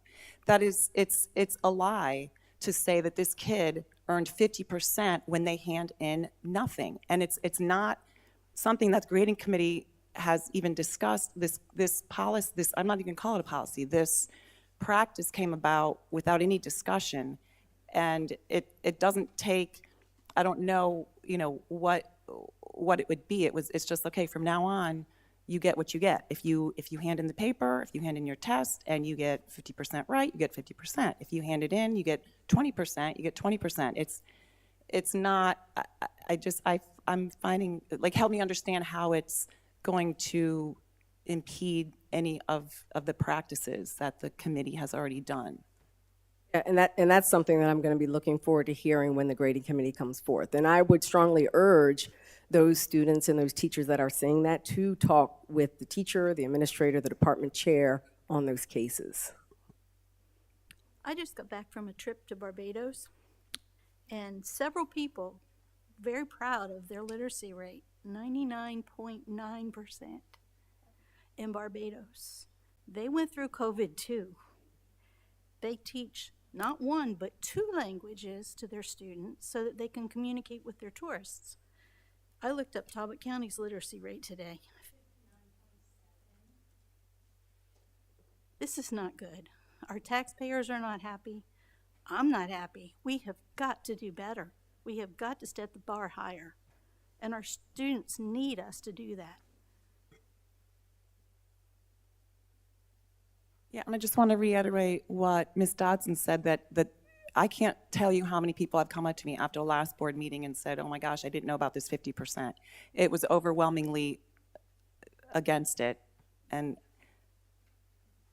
if we want to do better than the state, if we say Talbot County is going to rise above, how are we rising above? We are not holding these kids accountable, and that's, I mean, Roland Fryers, that was one of his 5 high expectations. Giving something that is not deserved is not a high expectation, and that's in our vision, that we want to celebrate and empower our kids. Well, how do we celebrate?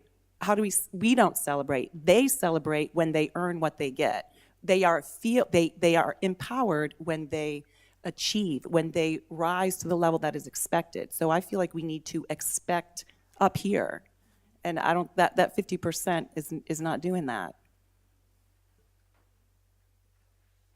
I don't think that I'm repeating myself, I'm sorry, from last month. I don't think that we need to litigate here what I hope grading committee will be doing.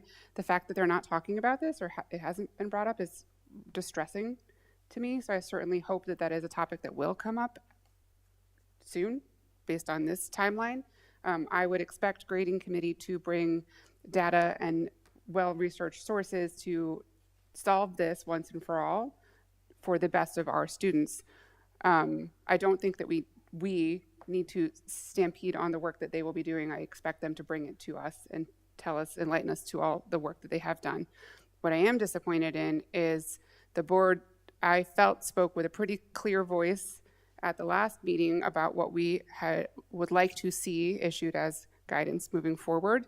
And I'm not hearing that. So it seems like we're a little bit at odds, which is uncomfortable. And difficult. So I would like to see a resolution from the grading committee quickly to solve this gray area, which I think is, I'll say it again, uncomfortable for all of us sitting here. and I don't think I need to share. I will share with the committee what my feedback was from my constituents about the 50%, which I also heard a lot from. So I'll share that with Ms. O'Connor, who hopefully will take that back to grading committee, and you guys can have that robust discussion about that. Amongst other things, there are lots of areas related to grading that we need to dig into. This is just one tiny facet. I have a whole big list of things that have come up over the years. So thank you for doing the work. Thank you for being there.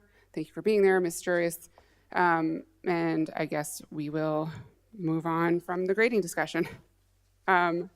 Next up, we have the nominating and electing of board officers, which is, it's this time of year, it's time to elect our president and vice president. As a reminder, the president selects a nominating committee. We decided that our practice moving forward would be selecting from the oldest serving member, the newest member, and another member who was interested.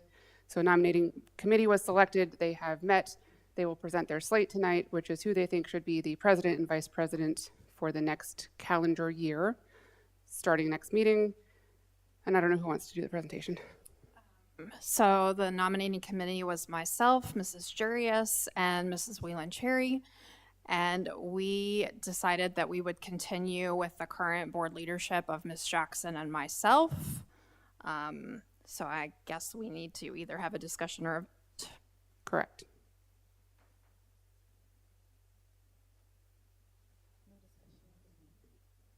Okay, then someone would need to make a motion to approve the slate as presented by the nominating committee.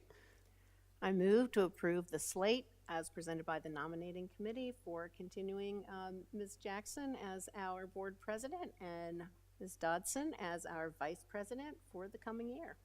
I second. All those in favor? Aye. Any opposed? Okay. Thank you very much to my fellow board members. I appreciate the trust that you continue to have in me. And I hope to continue to do this position to honor all the work that you all are doing, which I recognize literally every day. So Thank you for your service in these roles. thank you. Can I bring up under unfinished? Oh yes, Ms. Dodson had something to bring up under unfinished business. Yes, last year we reviewed policy 10.25, communicable diseases. We had a rather robust discussion about that. And I'm hearing from multiple parents that they, per the AR, are not being notified. One of the things that they would be notified of is if there's an outbreak of lice in a classroom. And my understanding is that would be 3 or more cases of lice in one classroom as part of this AR and policy, and parents are not being notified.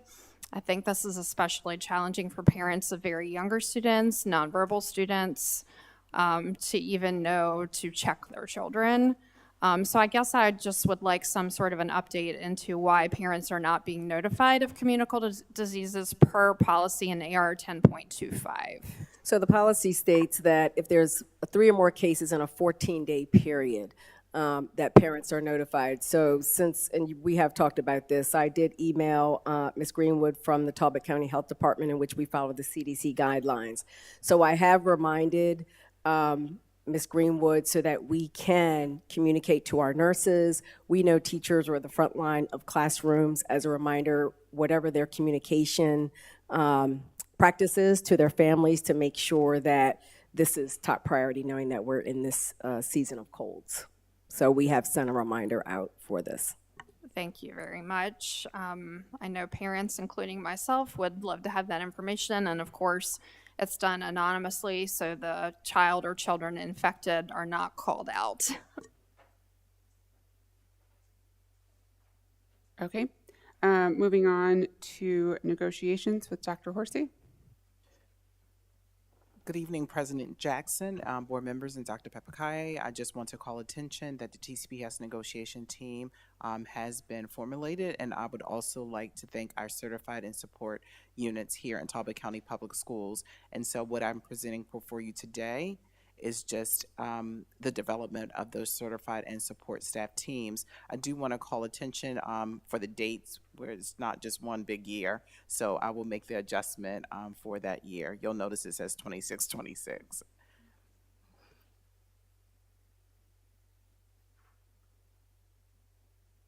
Any questions for Dr. Horsey? Okay, thank you very much. Next up, we have our personnel report, also Dr. Horsey.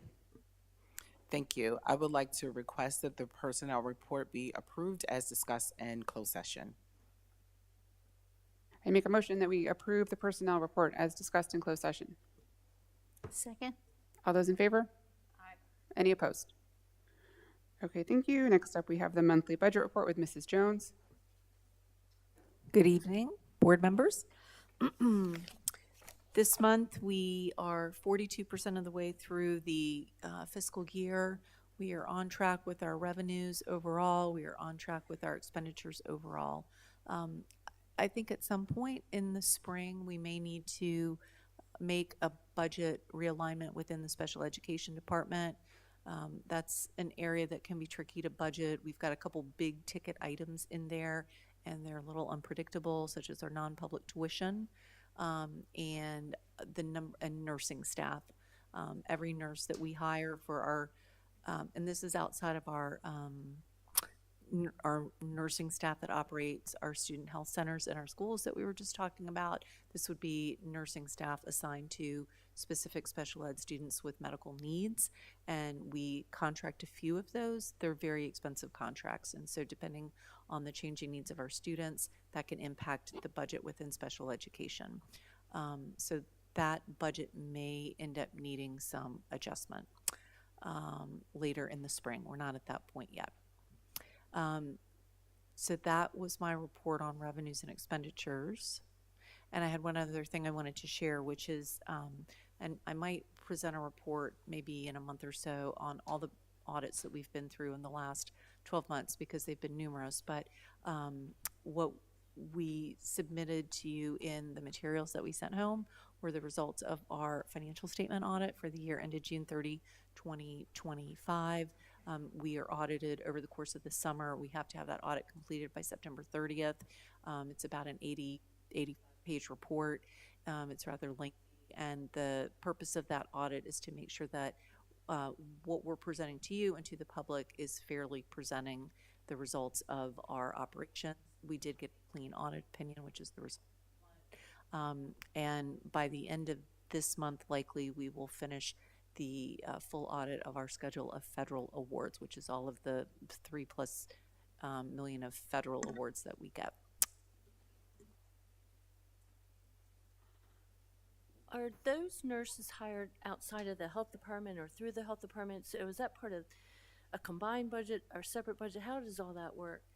The nurses we have in our special ed budget are contracted through nursing agencies. They're not through the health department. Do you have a, do you know where we could possibly move things around in order to place more into the budget for special education? Are we running tight? What? We'll see in the spring. It's tight. I would say in the 6 years I've been here, 6 years we've probably had to make some tweaks to the special education budget. It's sort of par for the course. Part of that reason is there are a fair number of grants. We have a fair number, it's probably percentage-wise the department that has the highest number of staff that are in some way fully or partially charged to grants. And at the point we're doing the budget now for the following year, we have no idea what our actual grant allocations are. So there's a lot of estimating. Can we fit, X number of people into that grant? And then we get our grant allocations in the late spring or over the summer. It's a little different. So sometimes we have to shift some portion of a person's salary or benefits into the local budget. Also, we have a certain number of staff that are charged to Medicaid. We do bill Medicaid for services that we provide. That can be an unpredictable revenue source, if you will. What's allowable, what's not allowable, that kind of thing. We are looking into one thing to maybe facilitate our billing of Medicaid. Ms. Menchez has an idea of some software that we can use that some other counties are using, and I think we'll try and take advantage of that starting next year. Okay, thank you. I just wanted to be sure that we're keeping in mind categorically when requests are made, that we're making the right decisions with what we approve.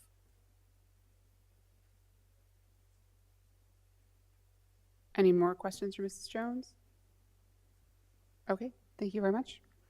Next up, we have our superintendent's report. Dr. Key. So, 'tis the season of seeing all the students. I know we had a large discussion on our academics, but we have a lot of the arts that really shine through at this time of the year. This is just one aspect. Easton Middle School had a student showcase to showcase all the things that they're doing within the school, an opportunity for families to come out and for students to be able to talk about what they're doing inside of the school. We had our VFW and the Talbot County Sheriff Office donate coats to our students. You could see their pictures taken, and that was generously donated for them. And we wanted, and this is just one aspect of community partnership here in our community that we really appreciate. And then the holiday performances, Festival of Trees, we had students come through to benefit. Talbot Hospice was the donation or from the annual Festival of Trees, benefits Talbot Hospice, but we showcased our students, our band, our chorus that performed there at the Tidewater and did an outstanding job. And just want to shout out to those band and chorus teachers that work with students all year just for some of these culminating events that take place. Holiday parade, that again, another way that we showcase our students who are there in the arts. This is our Hertrick Cash for Class. Yesterday we went around and surprised teachers that submitted applications for grants to be able to do different projects in their classrooms. And so we went around and they received cash prizes to be able to do some of the projects that they have submitted for. And then you could see the many upcoming events into the new year where we'll continue to be busy doing lots of things around the community. I also want to mention the Centegix safety lanyards that have already been rolled out, have already been put into use with some safety in regards to some of our staff. Again, a way to detect staff members if accidents happen with the staff members.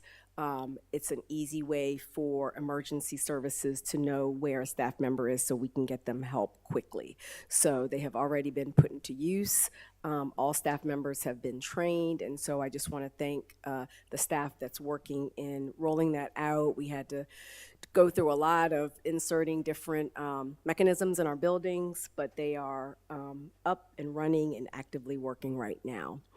Congratulations, Ms. Dotson and Ms. Jackson for President and Vice President. We meet every month to go over board agenda, and over the years, we are turning the ship and really working and focusing on student outcomes and looking at our board agenda and constructing our meetings around student outcomes, around the data-driven practices that are flowing through our organization. So thank you for the ideas that you come forth with and the discussions that we have in making that happen. And I just want to say happy holiday to everyone. That concludes my report. Thank you so much. All right, it is time for board member remarks. I am going to start on this end with Tyler. We don't have much tonight. Just wanted to thank the fellow board members and happy holidays. Elmer. I just wanted to say I can't wait to see this board thrive even further under your leadership, President Jackson. Happy for that. And also happy holidays. Hope everybody has a good holiday. Happy New Year. Thank you, Ms. O'Connor. Thank you to our student board members and for our speaker who gave his comments. And thank you to my fellow board members for working hard, and our superintendent. We all want the same thing. We all want to thrive. We all want our county to be number one. So that really is coming forth when I'm stressing about these grades and 50s and due dates. So I just hope we can rise to the top, and it's hard work. It is hard, and it's hard to be a good parent, and it's hard to be up here. So I want to wish all of our teachers a restful Christmas vacation. Thank you. Ms. Bridges? I just want to say, I want to thank each and every one of you for all your hard work, but we've really got to do more for our kids. We have got to do better. We have got to get their grades up, their scores up, their pride up. We've got to do better. And I want you all to take a very restful vacation and relax and come back fresh. And we've got to get better. And I'd like to say happy holidays to everyone. Hope you enjoy the new year. Ms. Dodson? Yeah, I just want to, recognize the Judy Center group that was here earlier. I was lucky enough to attend walkthroughs at all of our Judy Centers a couple of weeks back, and it was really fantastic to see firsthand all that they do for the students in the community. I also want to thank everybody here and also my fellow board members. I think people just assume that we have a meeting once or twice a month and that's all that goes into this role, but quite frankly, it's a lot more than that. And people don't realize all that goes on behind the scenes. So I just want to thank everybody for being here and doing the work and wish everybody a wonderful holiday season. Ms. Whelan-Cherry?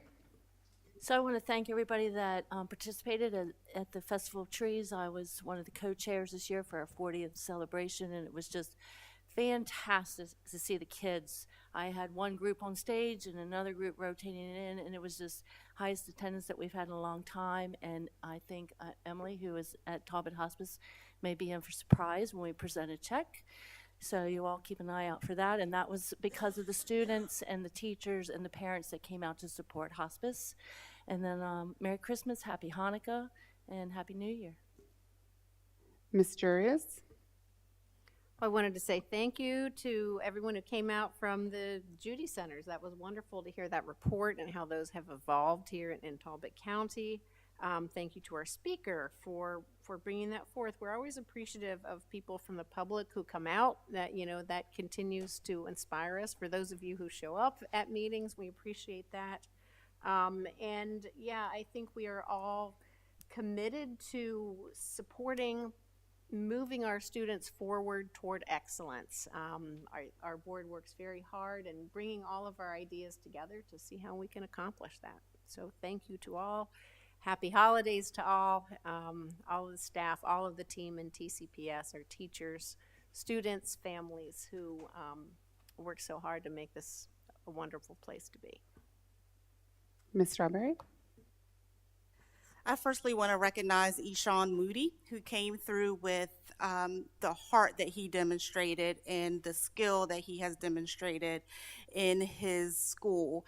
I have had the privilege of knowing Eshawn for a very long time, since he was born, and he pretty much grew up that way. And that is a testament to the parenting that stands behind him and his community that stands behind him and his church community as well.